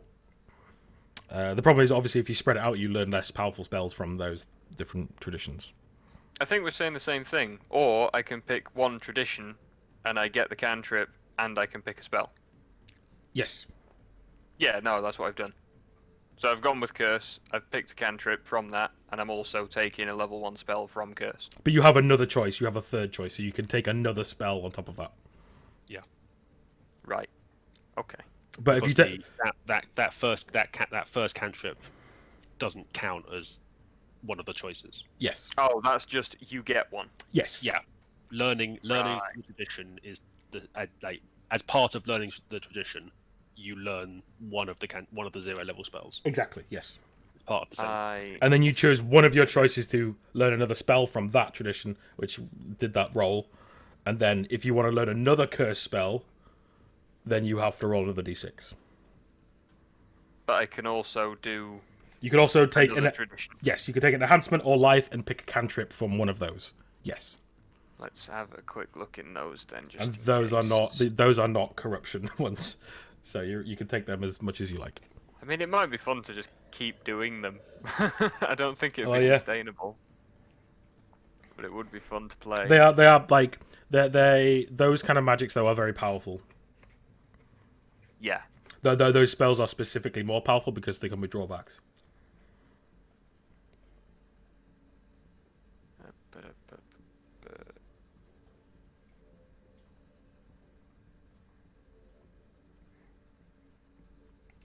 And the marks of darkness are just like very much like visual things. They're not like you will die if you do this, or like you take 1 damage per round because you're cursed, or what have you. They're like very just things like you don't cast a reflection and things like that. Yeah, I saw that. I thought it'd be really cool, and it sort of fits in with where I'm wanting to go with it. Yeah. Like a hell priest. I like it. Which I think you're gonna like. I already like it. Rolling corruption. Yes, do it. Surprised you didn't get forbidden magic. Ooh. Oh, we'll get to that later. I think he can't take forbidden magic yet. Can he not? No, he can only because he chose the witchcraft religious tradition. So he can only take curse enhancement or life. He can only take one of those 3 for the moment. I think, but there is a specific forbidden magic like path that you can take with the other traditions, the other like expert and master paths later if you want to go that route. Yeah, it's like Diabolist or something, isn't it? Mm-hmm. So let's have a look at some of these. I don't understand the Bewitch spell in enchantment, unless it's just worded weirdly in this book. Let's have a look. Let me find enhancements. So Bewitch. Make an intellect attack roll against the target's intellect. On a success, the target is moved up to its speed. Yeah, so you just can like force someone to like move somewhere, basically. Okay. It's like Puppet from D&D. So Yeah. So yeah, because you make a intellect attack roll, so it'd be like your whatever intellect plus whatever boons if you have any. Then a success, the target just moves like 10 feet or whatever the speed is. Yeah, I'll take that one. Cool. Okay, so you want to take an enhancement as your second tradition. Yes. Okay, so you take an enhancement and you take Bewitch. Cool. And then as you see, like crits aren't a thing in this, and crit fails aren't a thing. But some spells have like, if you roll a 20+, you gain this additional benefit. So Yes. like, so with that, so if you roll a 20+ on the casting of that spell, you get the spell back.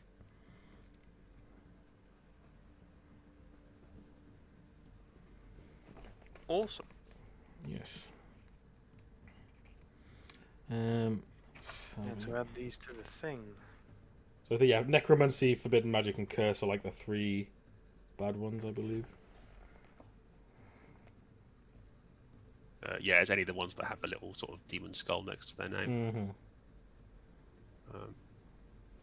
Which Curse spells did you go for? Pox and Pain. Cool. So it says attacks body erupts in green weeping blisters. Lovely.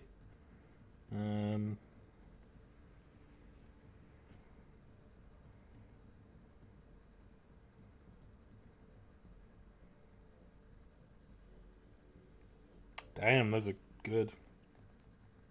Right? Mm-hmm. Yeah, the curse spells are really good. Alright, so you are power 1. So all of your 1 level spells you have 1 use of per rest. And then your cantrips have 2 use each per rest. Cool. So they're not cantrips, they're level 0 spells because they actually have uses, unlike D&D.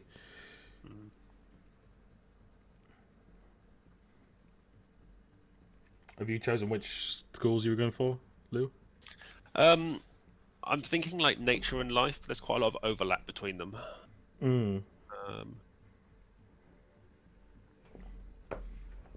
That's understandable. So I might drop life, I think, and then take something else. So like nature and something. Maybe like nature and conjuration, maybe? Okay. Yeah, I think I'll do that. Cause Yeah, Forbidden, Necromancy, and Curse are the 3 bad ones, yeah. Obviously, Technomancy is out for the moment, just as a FYI. God damn it. Because there ain't no tech on the silty shores.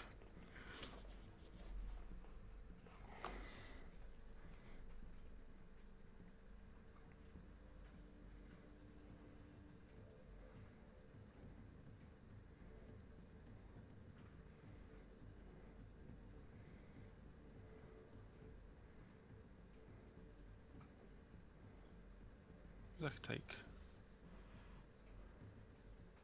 I get like 4 choices as a magician, don't I? I think so, yeah.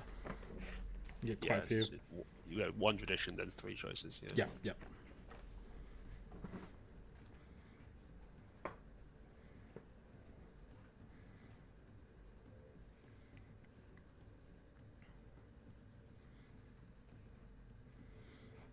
Cool.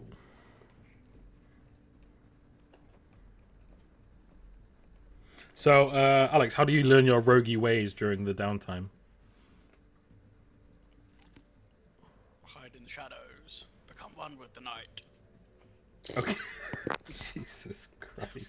It's just a different kind of edgelord for you, isn't it? Every time, fucking hell.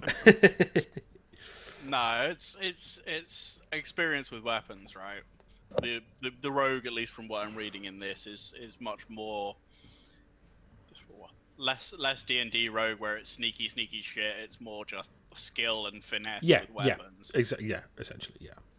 Yeah, so you know, plenty of experience, you know, fighting other people, sparring. Sorry. Well, yeah, maybe it's like a similar thing with Martok, like right, like because of this attack, you're like shit. I need to defend myself. You got like a huge scar across your chest now from when the siren like raked you, that like did a lot and could have killed you. So you're like shit. No, I need to defend myself now.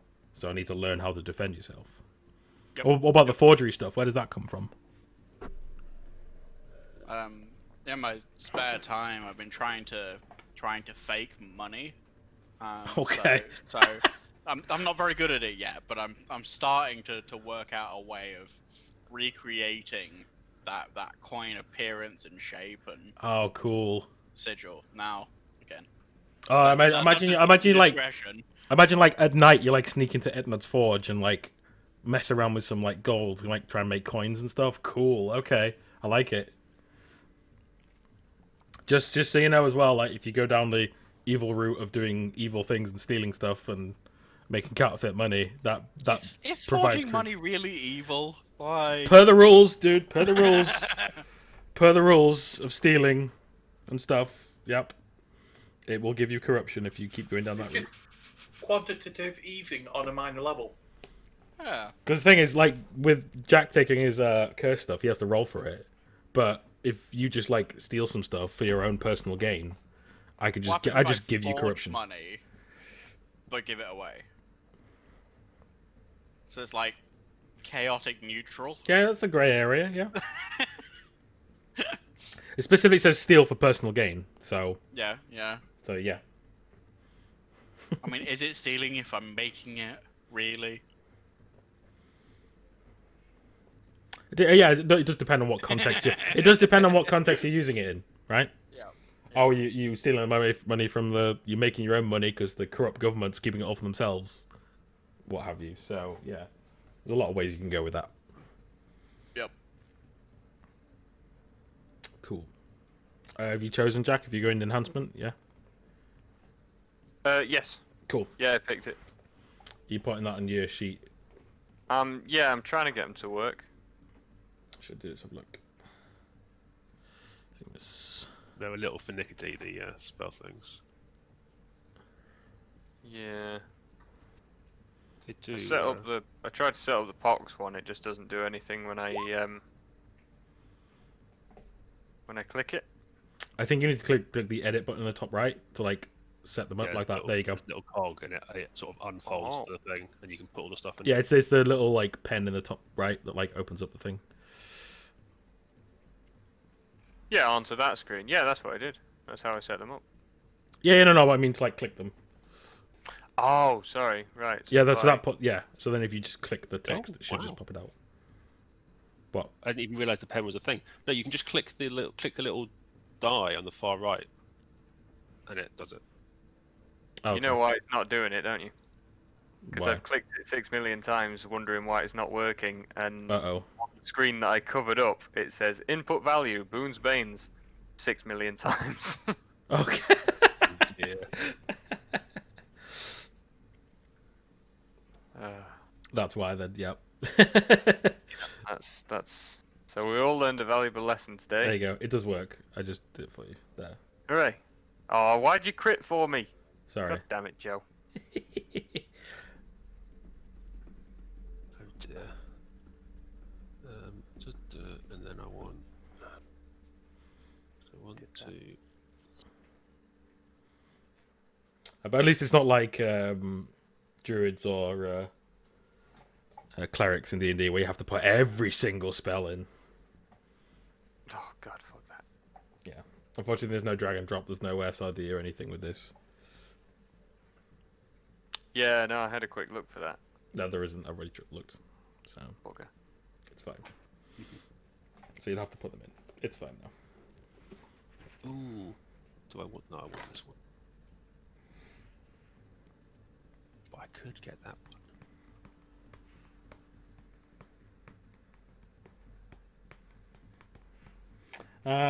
Okay, just... Alright, so every single one of you, when you get a chance, just roll me 2d6.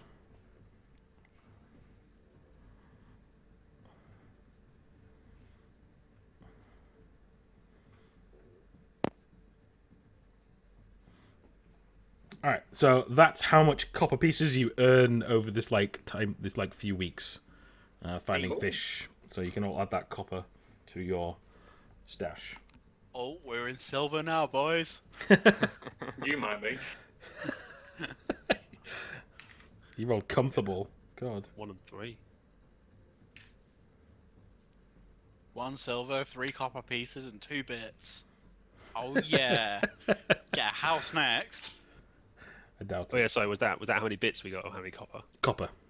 Okay, cool. I did not mishear you then. Yeah, it was over a couple of weeks, so you would have been doing your fishing stuff as well as doing everything else. So Yeah. it makes sense. Okay. Are any of the nature, like first level nature spells, actually useful? Let's have a look. Yeah, let's have a look. No. But do you want it for later on? That's the thing, right? When you get the tradition, Mainly so you take can. nature because it's like thematic, to be honest. It definitely is thematic, like, and I definitely encourage this because, like, depending on how long these campaigns like run, it could be like you could. I know this one went a bit quicker than I thought it would. I thought it would be a bit longer, but that's completely fine. That happens a lot. I'm hoping for like the next or chapter 1 will be like 1 to 2 sessions long, and then you'll level again. Cool. Because it does go a bit like quicker because it's meant to be like a story kind of thing, a shortened story. But then like the plan would be potentially like you get to level 10, you finish the whole story, the line that I built out, and then we start again and we do another storyline in a different part of the world with the different things. So unless I kill you all, of course, but that's... It could happen. Yeah. You could go primal as well, Lou. That might be. Yeah, that's more like turning into animals. Primal or protection. There's also like befriending animals and stuff as well. Yeah. There's protection as well. Just kind of defending. It's like there is one that I want to go, but I don't want to go it now. Okay. What's nature got? Magic acorns. God. Okay. Yeah. It's Just like re- annoying with magic acorns. It's just the same as having a sling, which is slightly annoying. But fiery pine cones look great. Usually attack rogue against the target is intense. Become slowed for 1 round though. Oh no, I was gonna take healing berries. There we go. I can take the spell. Healing berries. That's sort of why I was going. Well, so you took like 2 in nature, so 1 to get the Yeah. Oh fuck. acorns or oak hide's pretty good though. Yeah.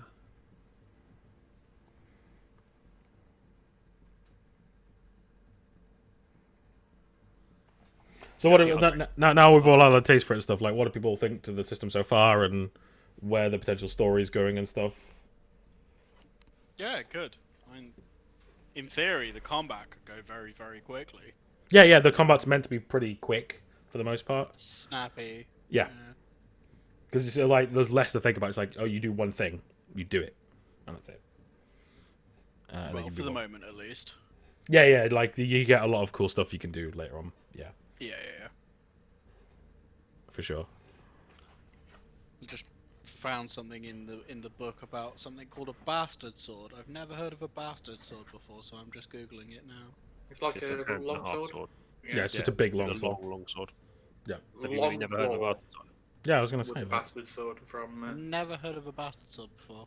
Really? Yeah, never. It's a pretty common. Yeah. They don't have them in anime, boys. That's what it is. There we go. That explains everything. Yeah, now the equivalent of a bastard sword in anime would be a dagger. Lengthwise. Yeah. That sounds about right. Brilliant.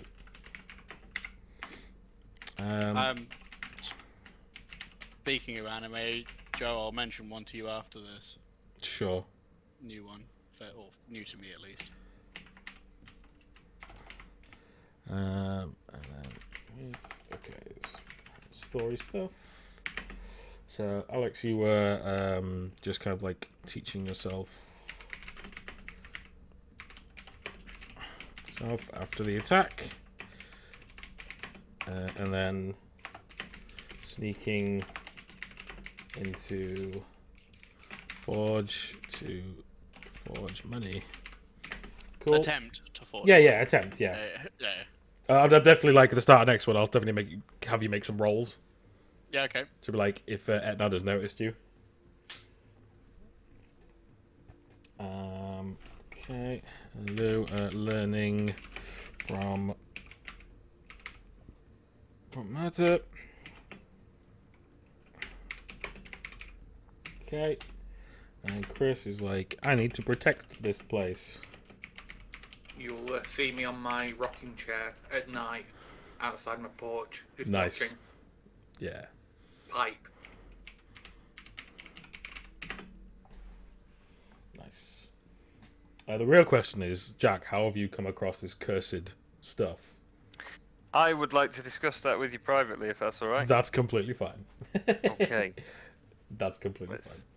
Do you want to do that now? Because I'm probably gonna jump in a minute if we're about. Yeah, done. that's completely fine. Yeah. Anything else we need to do before we end there? We all good? I think we're good. Cool. If you had used any of your fate points or fortune points, but no one did, so you will still have them, and I would have given you it anyway for this session.